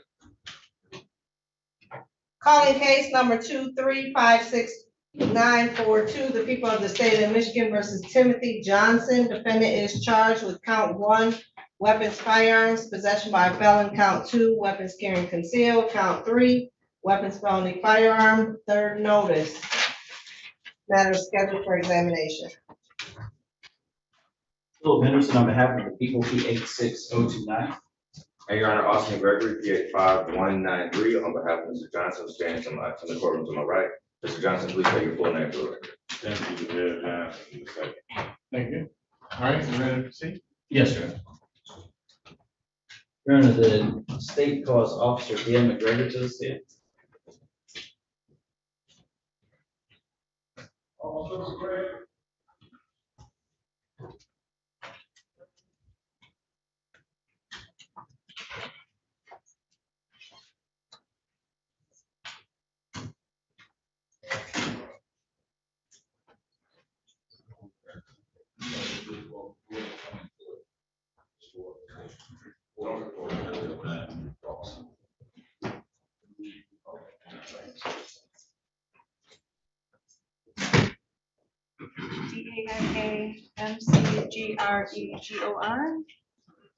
Yes. Perfect. Have a seat over there. We swear our affirm is not true, whole truth, and nothing but the truth, so help you God. Yes, sir. For the door towards you, have a seat, please. Good morning. Please introduce yourself to the court. My name is Police Officer Daniel McVeigh, And where are you employed? City of Detroit Police, 9th Precinct, And how are you employed, or how long have you been employed there? about 5 years now. And were you employed there on May 17th, 2023? Yes, sir. Were you working that day? Yes. And what were you wearing? Similar to what I'm wearing now, vest, police on the front and back, green pants, marked vehicle. And did you have an opportunity to come into contact with Mr. No. You're not going to lead. You're not going to suggest facts.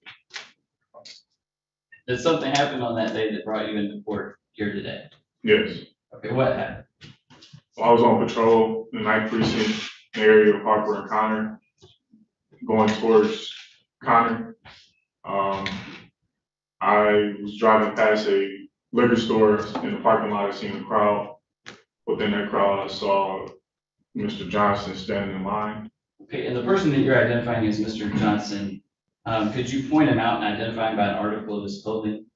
Yes, Mr. Johnson is wearing a green short sleeve shirt with a long white shirt under it with, I believe, braids in his hair. Your Honor, if the record to reflect that he's identified the defendant in this case. Okay, and you said that you were at a liquor store. Yes. Is that 11585 Harper Avenue in Detroit, Michigan? Yes. Is that in the county of Wayne? Yes. When you saw the defendant, what did you do? When I saw the defendant, I noticed a firearm inside of his pocket. I could see the base plate of the magazine coming from the handle. Made contact with Mr. Johnson. I asked him if he had a concealed pistol license. At the time, he told me no, so I detained him and recovered the weapon from inside of his pocket. Okay, and you said you obtained the weapon. What did you obtain? It was a semi-automatic firearm, handgun. You know what color it was? Black. And what did you do after you recovered the firearm? After I recovered the firearm, I made it safe, and I asked for additional units to come over to help transport Mr. Johnson to jail.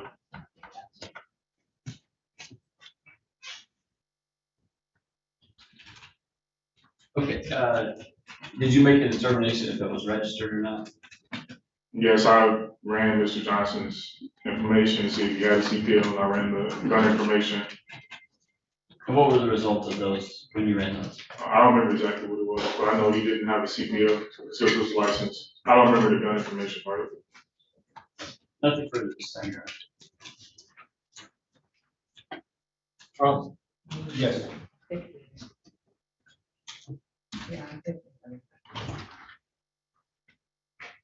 Good morning, officer. Good morning. So how did you notice, my client? Were you walking, were you driving? I was driving. You were driving? Yes. What speed were you patrolling at? About 20 miles an hour. Just a slow roll. Right. And how far away was he from you? Not very far. Were you driving? Were you in the passenger seat? I was driving. You were driving? Yeah. And he's on what side of the street? He's inside of a parking lot. That would be on my right side. Okay, so he's on your right side. So in between you, were your windows down? Yes. Okay, so your windows are down. In between you is at least the car, and he's in the parking lot. So is there a sidewalk on that street? There is. So were you in the closest lane to the building? Were you in the middle lane? I was in the right lane, closest lane to the building. Okay, and how far into the parking lot was it? I would say about 15 feet. Okay, so he's at least 20 feet away from you, right? Yes. Possibly more. And you spot a handle from 20 feet away? Yes, it was broad daylight. You clearly see the handle of the firearm hanging from inside his pocket. You can see the handle and you can make out how the handle doesn't look like a phone. Not a phone. Not a phone. No. Not a phone. Not a phone case. No. What color? Did you say what color was his pants? Black. What color was the handle? Black. Do you have a phone case? No. Objection or relevance? What's relevant? What did you say? What's What's the relevance? What's the relevance if he has a? Well, I wanted to know if the color can easily be mistaken for. It has nothing to do with this case. So objection sustained. Well, all right. I have a phone case and it's black. Okay, you can't testify.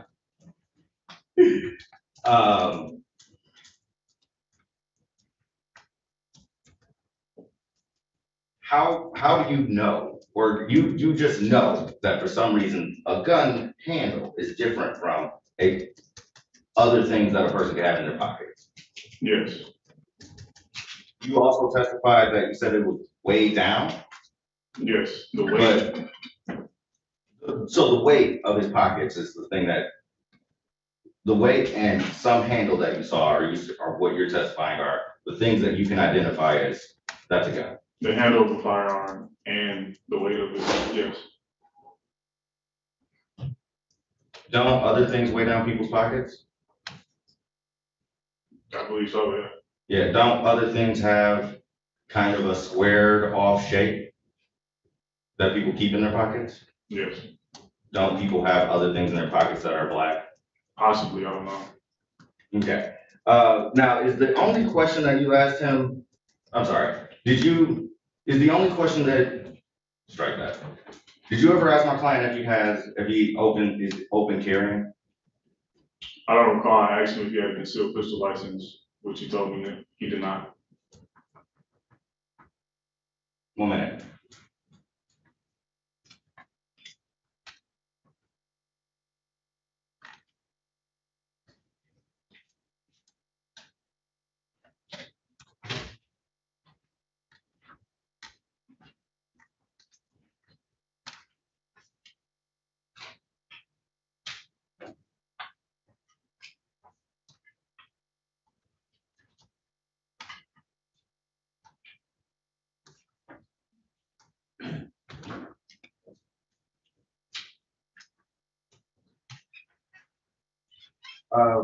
Were there any cars in between you and my client? At what point? When you're driving? When I'm driving? Yeah. No, I drove directly towards him. When you spotted him though? When I spotted him, I drove into the parking lot. He was right on the side of my vehicle. It was just me inside the vehicle and him standing there. All right, no further questions. Nothing further, Your Honor. Thank you. No further witnesses from the state, Your Honor, state that. Now for defense. No, nothing further to mention, Your Honor. Motion. Your Honor, the state would motion for, or the people would motion for a bind over as to count 2 only. My apologies to the court, but the state was unable to obtain the certified copy of conviction that would activate counts 1 and 3. So the argument is to count 2. The officer saw him from distance, saw that there was something weighing down his pocket, that there was a handle of what he suspected to be a firearm. He approached him closer, was able to verify that, approached the defendant, asked him if he had a CPL. He stated that he did not. The officer then reached in and grabbed the pistol, and it was indeed a firearm as he had, as he knew, suspected. He was also able to verify that the defendant did not have a CPL, so it meets the statutory elements. Your Honor, we understand that this is an issue of fact, a trier of fact, but we do motion to dismiss counts 1 and 3. Right. No rebuttal or any rebuttal? No, Your Honor. All right, court having heard the testimony and arguments, finds as follows that May 17th, 2023, Officer Dana McGregor, working for Detroit Police Department, was on patrol in the area of Harper and Connor. In the area of 11585 Harper, saw a crowd in the parking lot of the liquor store. Defendant was in that crowd, pulled into that lot, he noticed a firearm in the pocket of the defendant. You can see the base plate. He approached the defendant, asked him if he had a CPL, so was told no by the defendant. Also, that he ran it through lean, there was no CPL. He removed a black semi-automatic handgun from the defendant and made it safe, and then detained him, put him under arrest. Court finds that the felony enumerated in count 2 did in fact occur in the city of Detroit, probably cause this charge was defendant. He'll be found over on Wayne County Circuit Court Criminal Division for arraignment on the information, which at this point will be June 8th. You said June 8th, Your Honor? Yes. Thank you. Diseases, then. Yes, so 1 and 3 are dismissed. 1 and 3 are dismissed. I need a dismissal from council.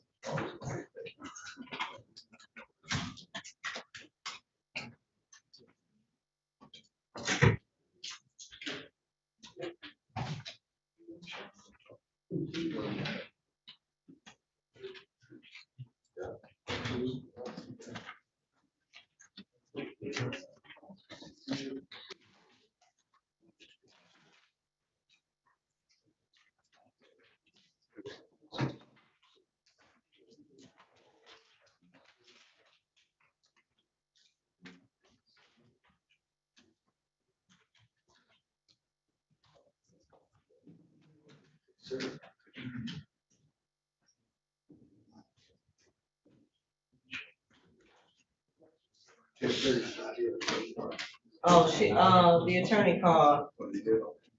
She said she was at Frankfurt.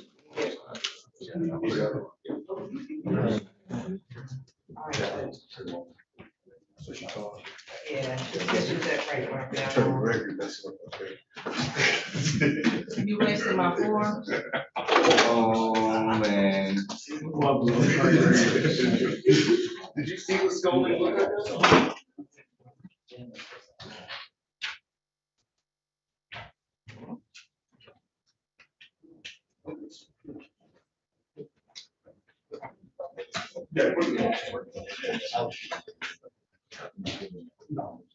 Oh, okay. You don't have to. How'd you see that?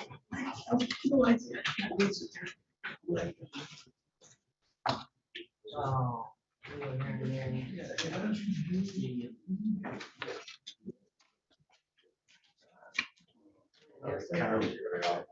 Because they text them and I decided what else you do, June. Yes.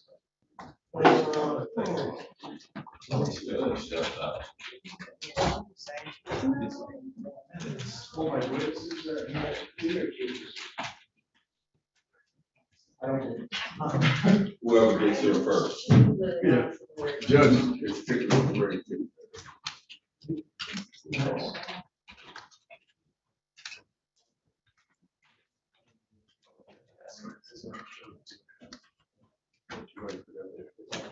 Yeah, she needs to come. Thank you.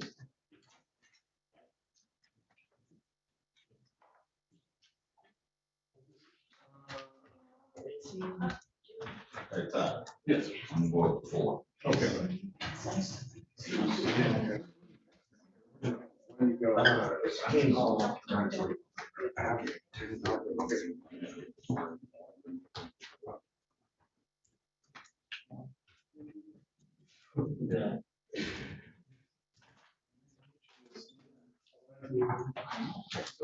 Miss Edison, where's your flight?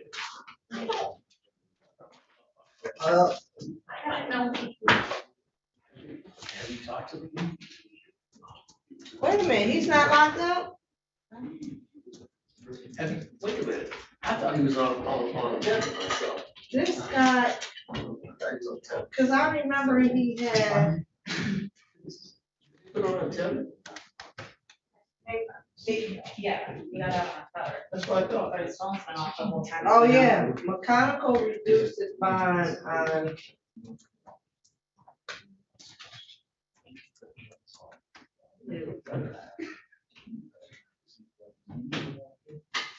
Yeah, on May 23rd. Yeah.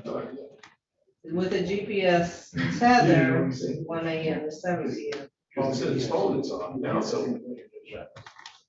Huh? His phone is off. So what if that's the same phone you use for the tether, you think it'll go there?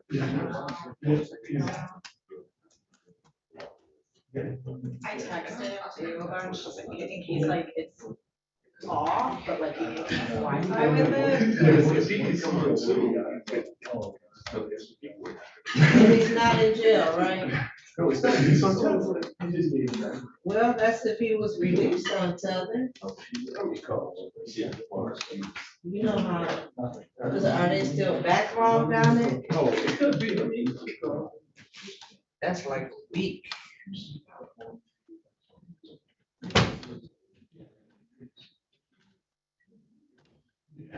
Oh, man, see, I had. That's kids that working on Zoom. Oh. Yeah.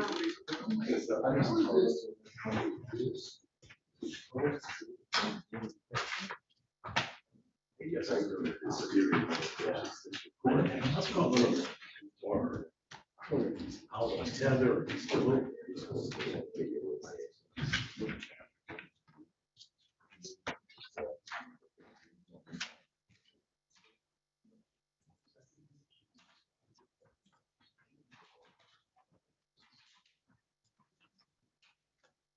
Yeah, we'll be right back. Okay.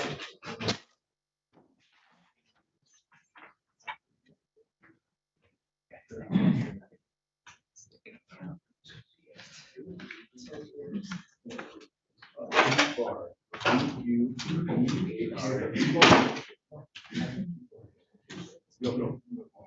DUBARD. His first name is ULIS.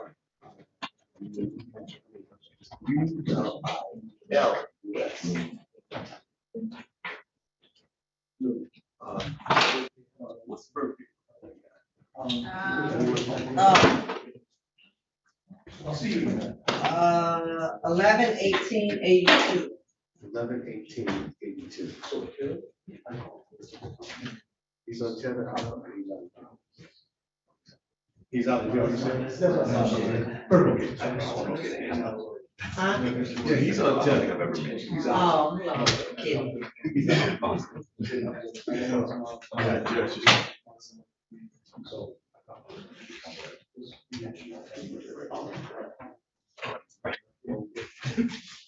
So he is out?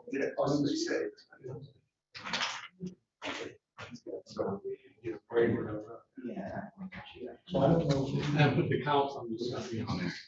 Put it as a general dismissal. Oh, no, Put it at the top. Yeah, that's where it says the council. I'm sorry. Oh, then I missed it. Did you want me to write? All right. Yes, sir.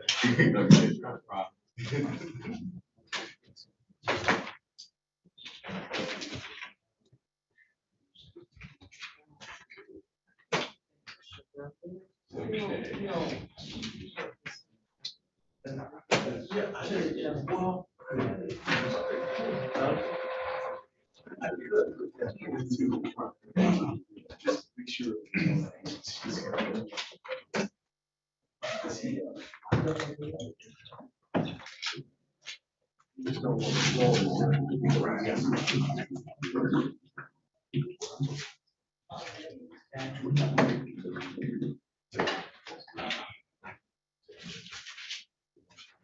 You said.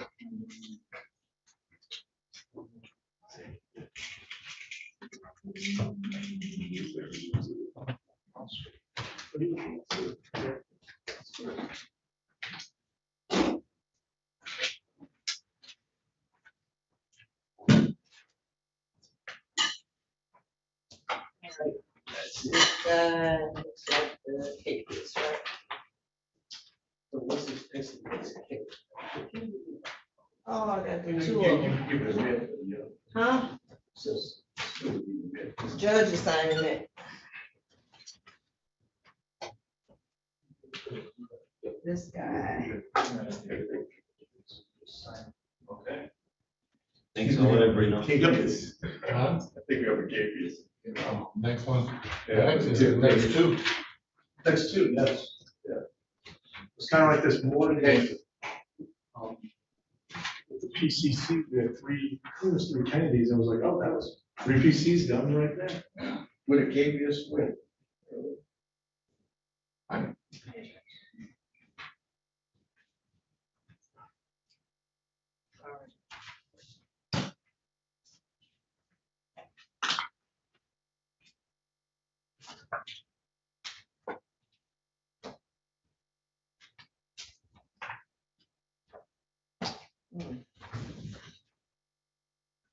You ready? Yes.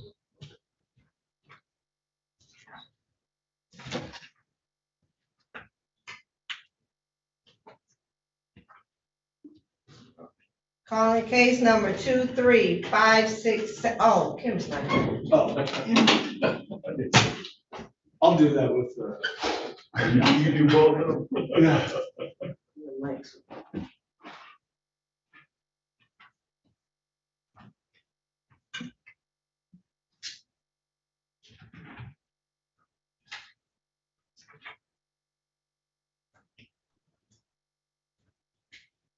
Yes, he does the winners.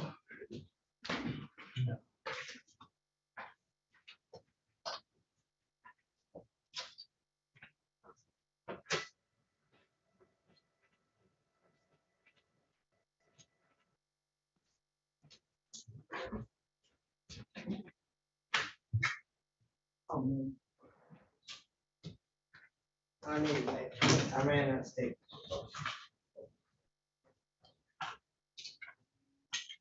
Oh.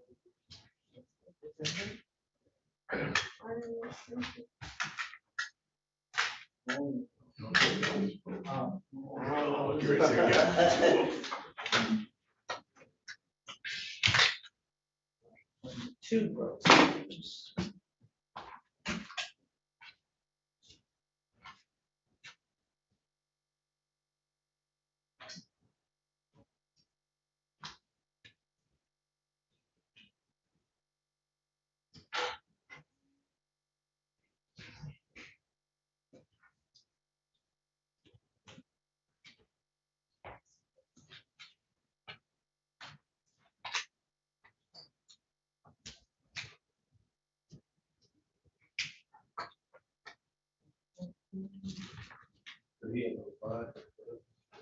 Huh? Yeah. Mr. Johnson. Johnson. Oh, yeah, you're right. It's not showing. I gotta do it over.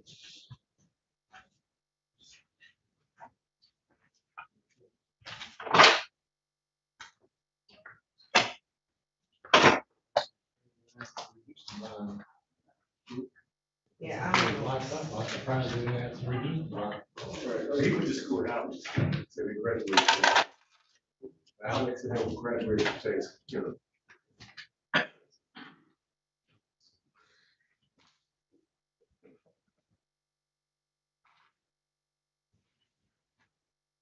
You ready, Kim? I am. Calling case number 2356743, the people of the state of Michigan versus Ulysses Dubar. Defendant is charged with count 1, malicious destruction of personal property, $1,000 or more, but less than $20,000. Habitual offender, fourth notice. Also calling case number 2256025, the people of the state of Michigan versus Ulysses Dubar. Defendant is charged with count 1, burglars, tools, possession. Count 2, larceny from a motor vehicle. These matters are scheduled for examination. Defendant has failed to appear. Good morning, Judge. Alex Rainey, on behalf of the people, P number P86590. Good morning, Your Honor. Neighborhood Defender Service File. Our name is 685191 on behalf of Mr. Duval, who is not present. And doing the plan. I have no idea, Judge. Unfortunately, I have no representation. The people motion for case use. All right, case is shut down. Any bond previously submitted shall be forfeited. The bond set at 30,000 cash as for each case.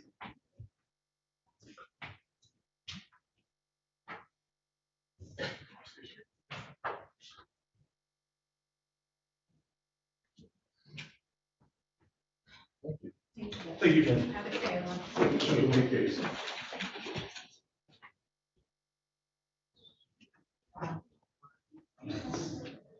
So what else is mine? Oh, it's 25%.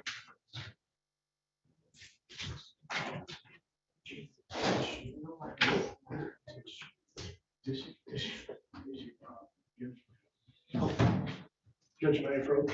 Yeah. Can I have a tissue by chance? Thank you.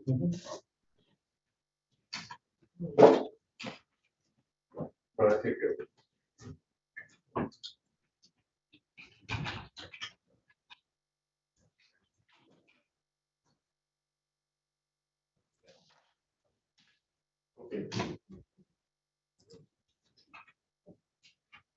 My dad's mailing me his driver that he got a new one, doesn't like his, he doesn't want his old one, so he's mailing it to me in my apartment. And I called my finance today. I'll call it.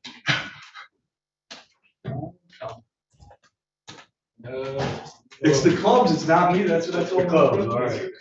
Okay.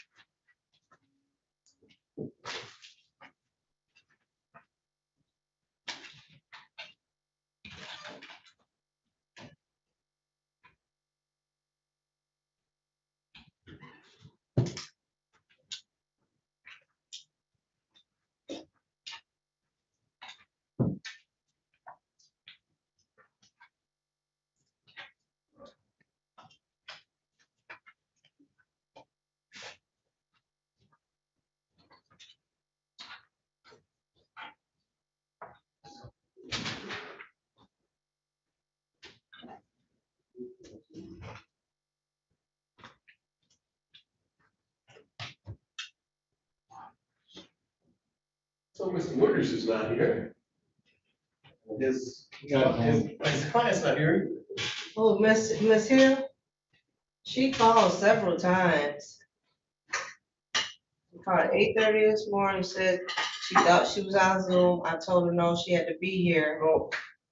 Then she called. Now they don't have people here that's supposed to be dismissed. The prosecutor says it'll be dismissed, maybe that's not.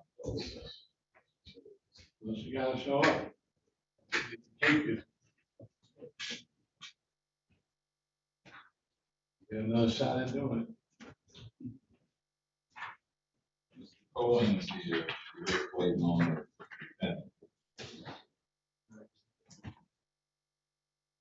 Have you heard from Mr. Winters? No. No.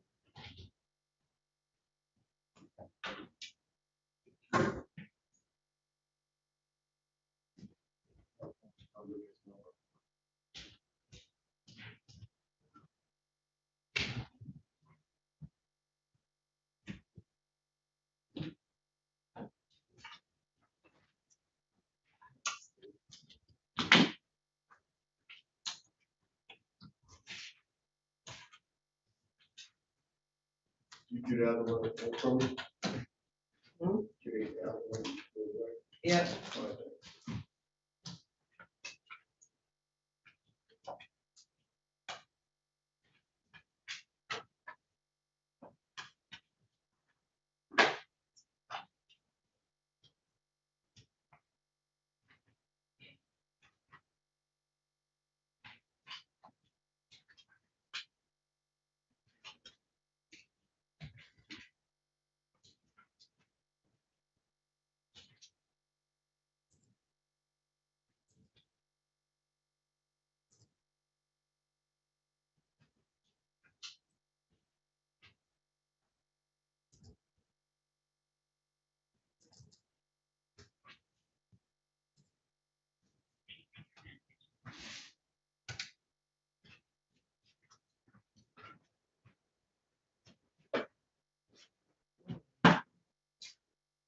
That was it, yeah. Somebody else's. Yeah, I just tried calling, but I think I called the wrong number. Six.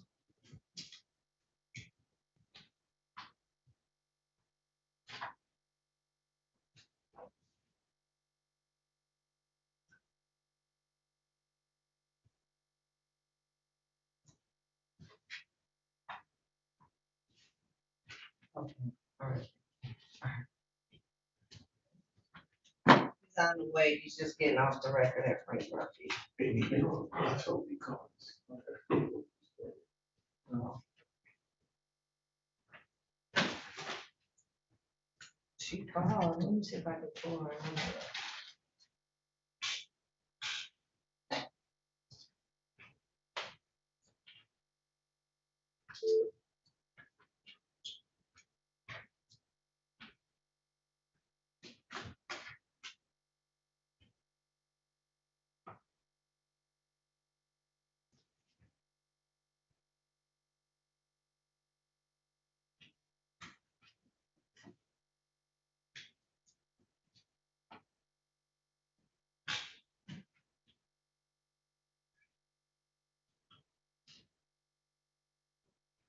Did she show up yet? No, I was saying.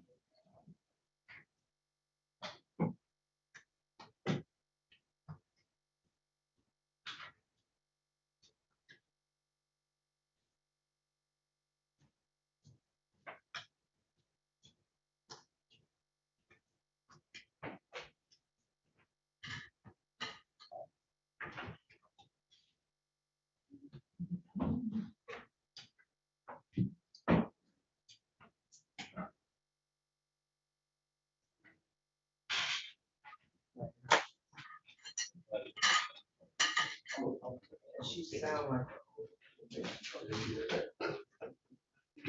Cause she was saying she was confused.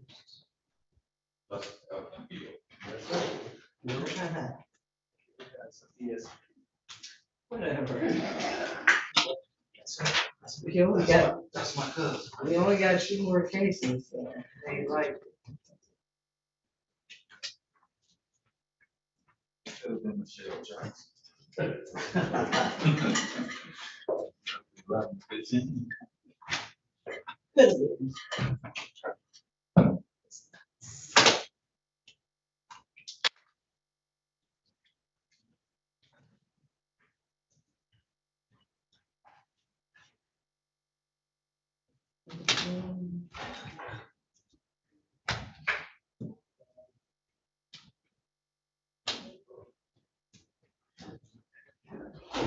In June now.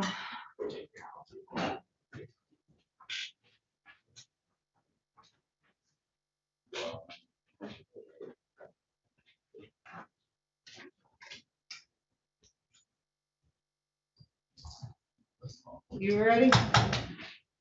You hold it? Yes. This is, Michelle Jackson. let's go.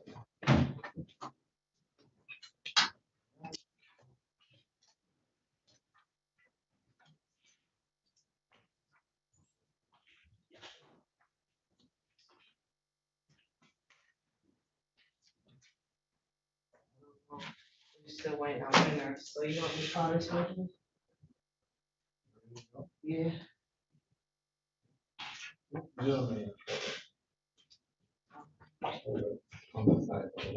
More, who's that with?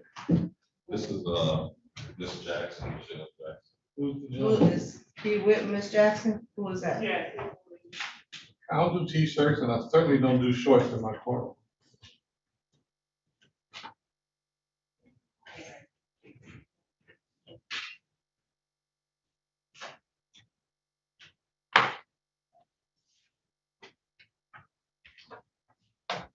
Party's ready. I'm Michelle Jackson, Yes.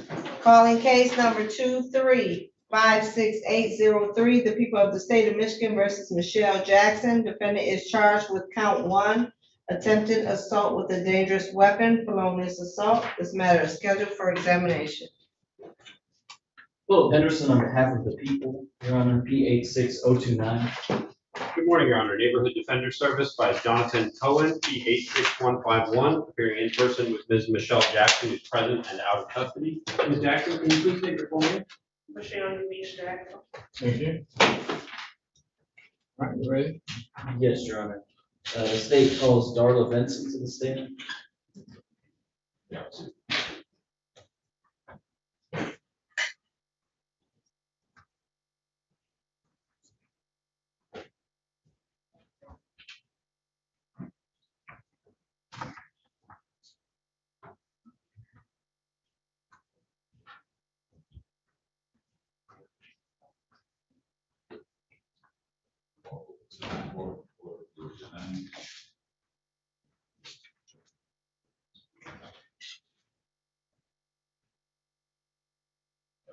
May I have you come around here?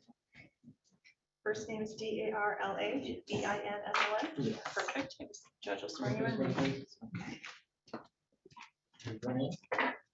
There are affirmative, the truth, the whole truth, and nothing but the truth. So help you God. I didn't hear an answer.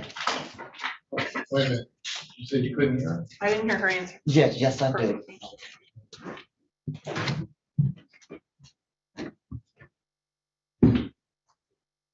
All right, Ms. Jackson, Ms. Vincent. Yes. Ms. Vincent, you're gonna be asked a series of questions. First by the prosecutor, and the defense attorney will probably ask you questions. I may or may not ask you questions. All right. You have to answer all your questions out loud, verbally, using words. Just can't shake your head or say, you just say yes, no, whatever the answer is. Okay? I understand. All right. Also, when you're asked a question, I need you to just, listen to the question, answer that question and stop. Okay. If it's a yes or no type question, just say yes or no and stop. Okay. If they need additional information from you, or the court needs additional information, just ask you another question, right? Yes. I'll have a tendency when we talk about something, especially if it's traumatic, we tend to ramble. Yes. We say this happened, and this happened, and this happened, and we go on. If you do that, I'm gonna miss something. I know nothing about this. The only thing I know about this case is the defendant's name and what she's charged with. I know your name. I get everything I need or if on this case from what happens in court. Okay? That's why we proceed one question, one answer at a time. That way I can understand it. Yes, I understand. All right, thank you. You're welcome. Good morning. Could you introduce yourself to the board? Yes, Darla Benson, Ms. Benson, where do you live? 13647 Thornton Street. And were you living there on November 1st, 2022? Yes, I was. Can you tell us what happened on that day? I was on my way to the police station on Schaefer and LaSure to make a You report. proceed by question, answer, and not narrative. Okay. Yes, sir. Please rephrase the question. You said you were walking to the police station. Yes, to make Actually, a what? report. Facts not amendments regarding walking. She said she was on her way. How were you traveling? I was walking. Okay. And the place that you mentioned on Schaefer, how far is that from your house? The precinct is on Grand River, so I would say about maybe approximately 7 to 8 blocks. Okay. And where you were walking, is that in the city of Detroit, County Way? Yes. Okay. And while you were walking, did you come into contact with them? Yes. Sorry. Yes, I did. Who did you come into contact with? Michelle Jackson. The person that you're identifying as Michelle Jackson, do you see her in the courtroom here today? Yes, I do. Could you point out where she's sitting and also identify her by an article of clothing? She's sitting out there in the audience with a blue and white dress on. Your Honor, the record can reflect that she's identified the defendant in this case. Okay, what happened when you saw Miss Jackson? What was she doing? I was walking in one direction, she was driving towards me in the direction that she was coming. And she swerved over and tried to run me over with her vehicle. Okay, what vehicle was that? Do you know what that? She has a Chrysler 300 gray. Okay. And you said that she swerved. What did she do specifically? I was walking in the bike lane because it rained that day. I didn't want to get my gym shoes dirty. It was because the ground was muddy. And as I'm walking down the bike lane, I saw her. I didn't see her at first. I saw her when she came towards me with her car. And she basically swerved like in the direction that I was coming. Like she basically started slamming with her driving, coming towards me with her car. And I jumped back. Why did you jump back? Because if I wouldn't have, she would have hit me.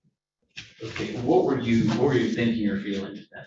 I was angry, fear, and just an array of emotions, nervous, like, I just had a brush with death, so. What were you afraid of? I was afraid of her hitting me with her vehicle, trying to kill me, her hatred towards me, so I just felt like she was trying to kill me. Did you know her before this? Yes. Where does she live? Directly across the street from me. Okay. After you jumped out of the way, what happened? Oh, she proceeded to keep driving, like, home, to where we live on our street. Okay. And what did you do at that point? I immediately called the police, 911.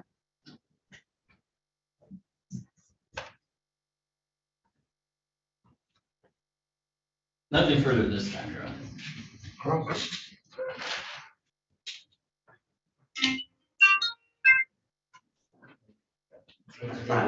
Yes, I'm silenced it. Thank you.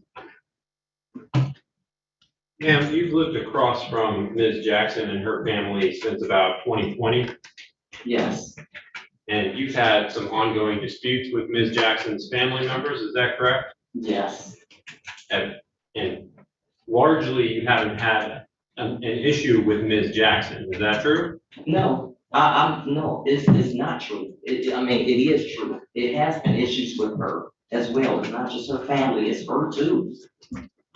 Now, you've had a problem with Ms. Jackson and her family using your driveway to turn around? That is not the only issue, but that's one of the issues, yes. And that upsets you because you say that when they use your driveway, they damage your lawn? Yes, they are.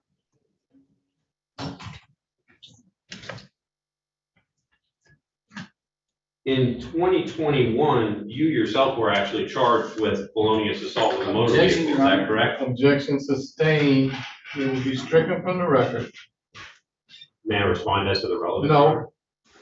It's stricken from the record. It's not allowed, counsel. May I make an offer of proof? No, it's not allowed.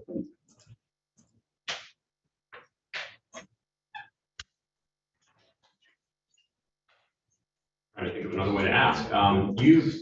Only thing you can ask about any type of criminal record is that whether or not in the last 10 years she's been convicted of a felony involving theft or dishonesty.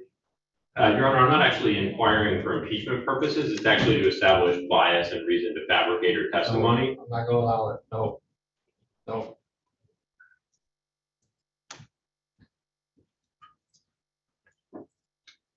Even if it relates to my client's Save it sister? for trial if it goes across. I don't care who it is.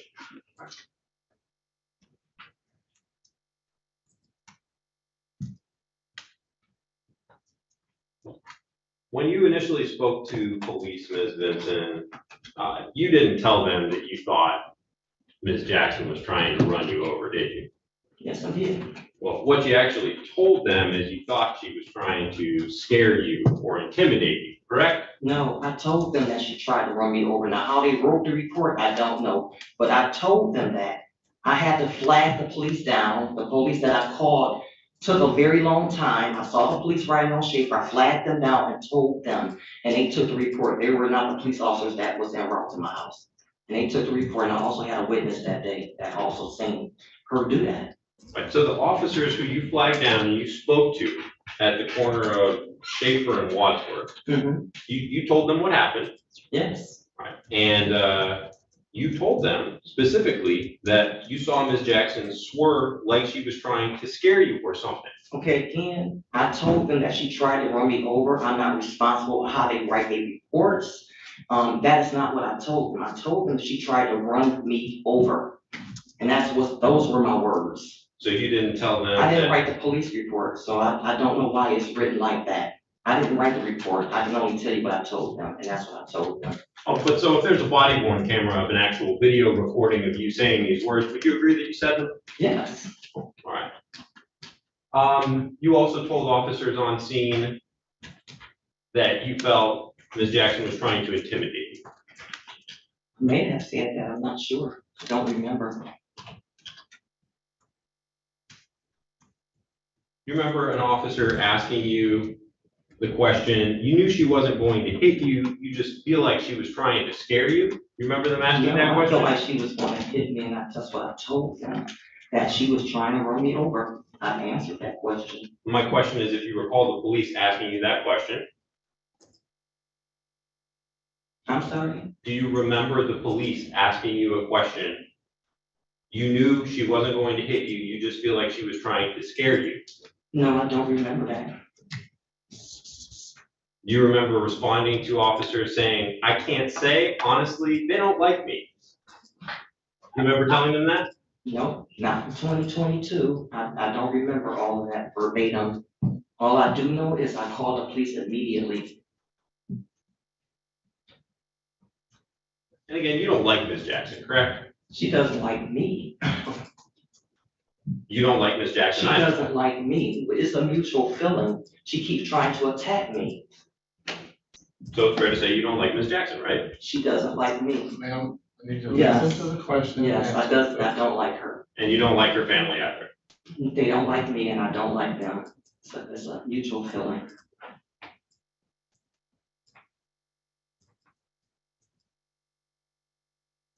If you were to see a video of your interview with police out on scene, would you be able to say whether that was a fair representation of the conversation you had with the officers on scene? I guess, yes. You might be able to authenticate it. Your Honor, if I could have a brief moment. You're asking her to authenticate an officer's video? Yes, to ask if it's a fair and accurate representation of the conversation that she had with officers. Okay, you don't have to give me an offer of proof. It's gonna say anything different than what you've already asked her. So the offer of proof is that she has essentially denied at this point, saying that, or she telling police that Ms. Jackson, in her feeling, that Ms. Jackson was trying to scare her or intimidate her. Okay, what difference does that make? She's charged with attempt assault. I understand. The difference is that she's now testified today that she's of the opinion that Ms. Jackson was trying to actually kill her as opposed to just scare her. But they have not moved our motion to change the charges. And at this point, I wouldn't allow them to because they haven't given you any notice on it. Right. Thank you, Your Honor. And just to be clear, Ms. Vinson, you were actually walking on the road, correct? Not on the sidewalk. I was walking in the bike lane, which is different from in the road. It's a line, and I was walking within that line in the bike lane. Okay. But this was again, the bike lane is part of this road, correct? It's part of the road, but I wasn't in the road. So, and the speed limit in this area is 30 miles an hour, is that correct? I guess. Right, and Yeah. you didn't, Ms. Jackson didn't appear to be speeding to you? I don't remember the speed she was going. All I remember is her car was coming towards me as I was walking.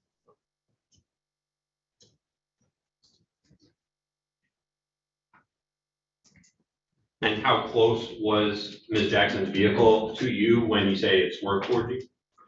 Close enough for me to feel like she was trying to hit me with her vehicle, and I jumped out the way. Did her vehicle enter the bike lane? Yes. And did you jump backwards or to the side? How did you jump? Yeah, I jumped to the side to get out of the way of the car. You didn't hear any tire squealing? I don't remember the details, to be honest. Don't remember any like engine revving or brake noises? Considering that it's another case pending with her, no, I don't, because she just assaulted me in I'll another let case. Jackson We're gonna strike that. Ma'am, Yes. please just listen to the question. Okay. Just ask the question. Trust me, we'll get through this so much quicker and easier. Okay. So you don't recall any like brake squealing noises, engine revving, anything like that? I don't recall, but it doesn't mean that it didn't happen, so no, I don't recall. And Ms. Jackson didn't say anything to you at the time? No. I don't have any further questions. Thank you. Nothing further from this witness, Your Honor. All right, thank you, Mr. Attorney.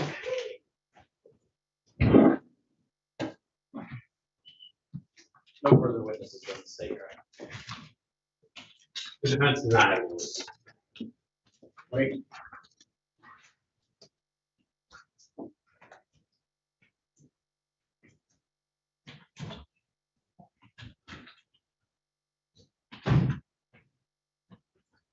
Right. Yes, sir.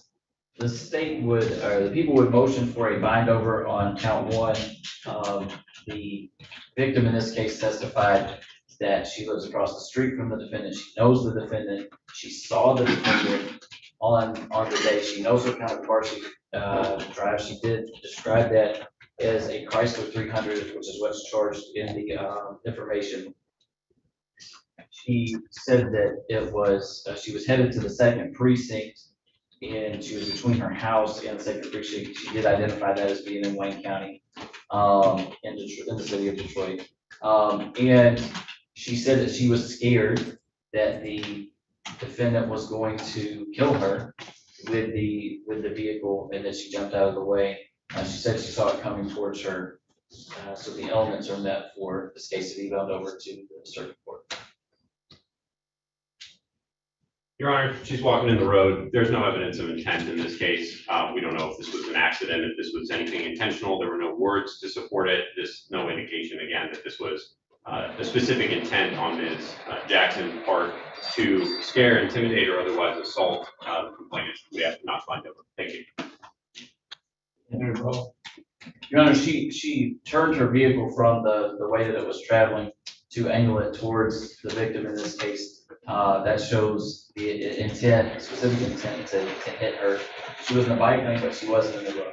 And, so we asked the court to find out.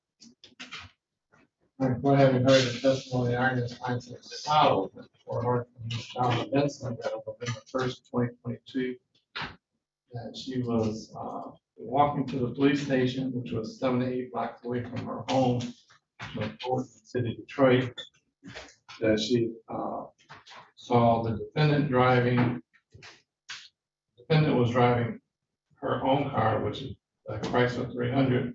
She was walking in the bike lane because the vehicle swerved over and no one was trying to hit her. She jumped back or to the side to get out of the way. She was in fear of the defendant hitting her. The defendant lives across the street from the witness. There seems to be some ongoing problems between the two families or parties. But at this point, this is a probable cause case. I mean, it's only probable cause, and it doesn't matter at this point what the defendant, I mean, what her actions were mattered, and what the victim thought or felt is what satisfies the element. So the court finds that the felony enumerated complaining warrant did in fact occur in the city of Detroit. Probable cause exists to charge this defendant should be bound over to Wayne County Circuit Court Criminal Division for arraignment on the information, which will be June 15, 2023, 9 o'clock.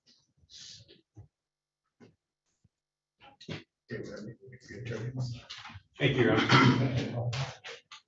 Have a good day, everyone. You too.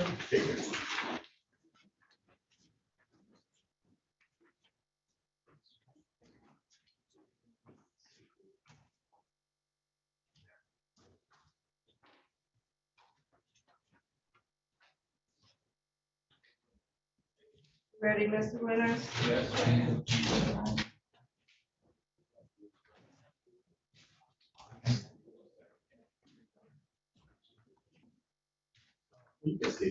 Yeah. I'll do it. Well, she gotta come in anyway. No, I got one. Where's the order? Step right over here. This way, this is.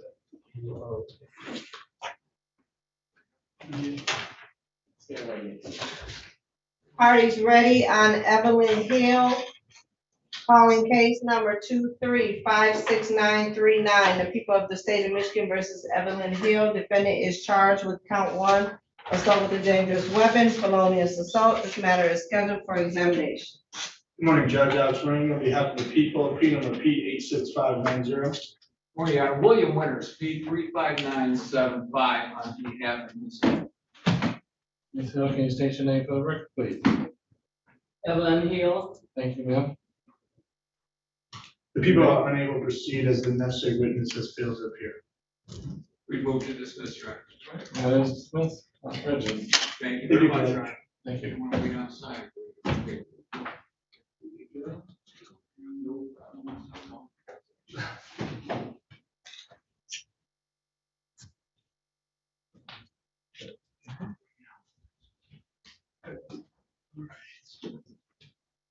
All right. That's it.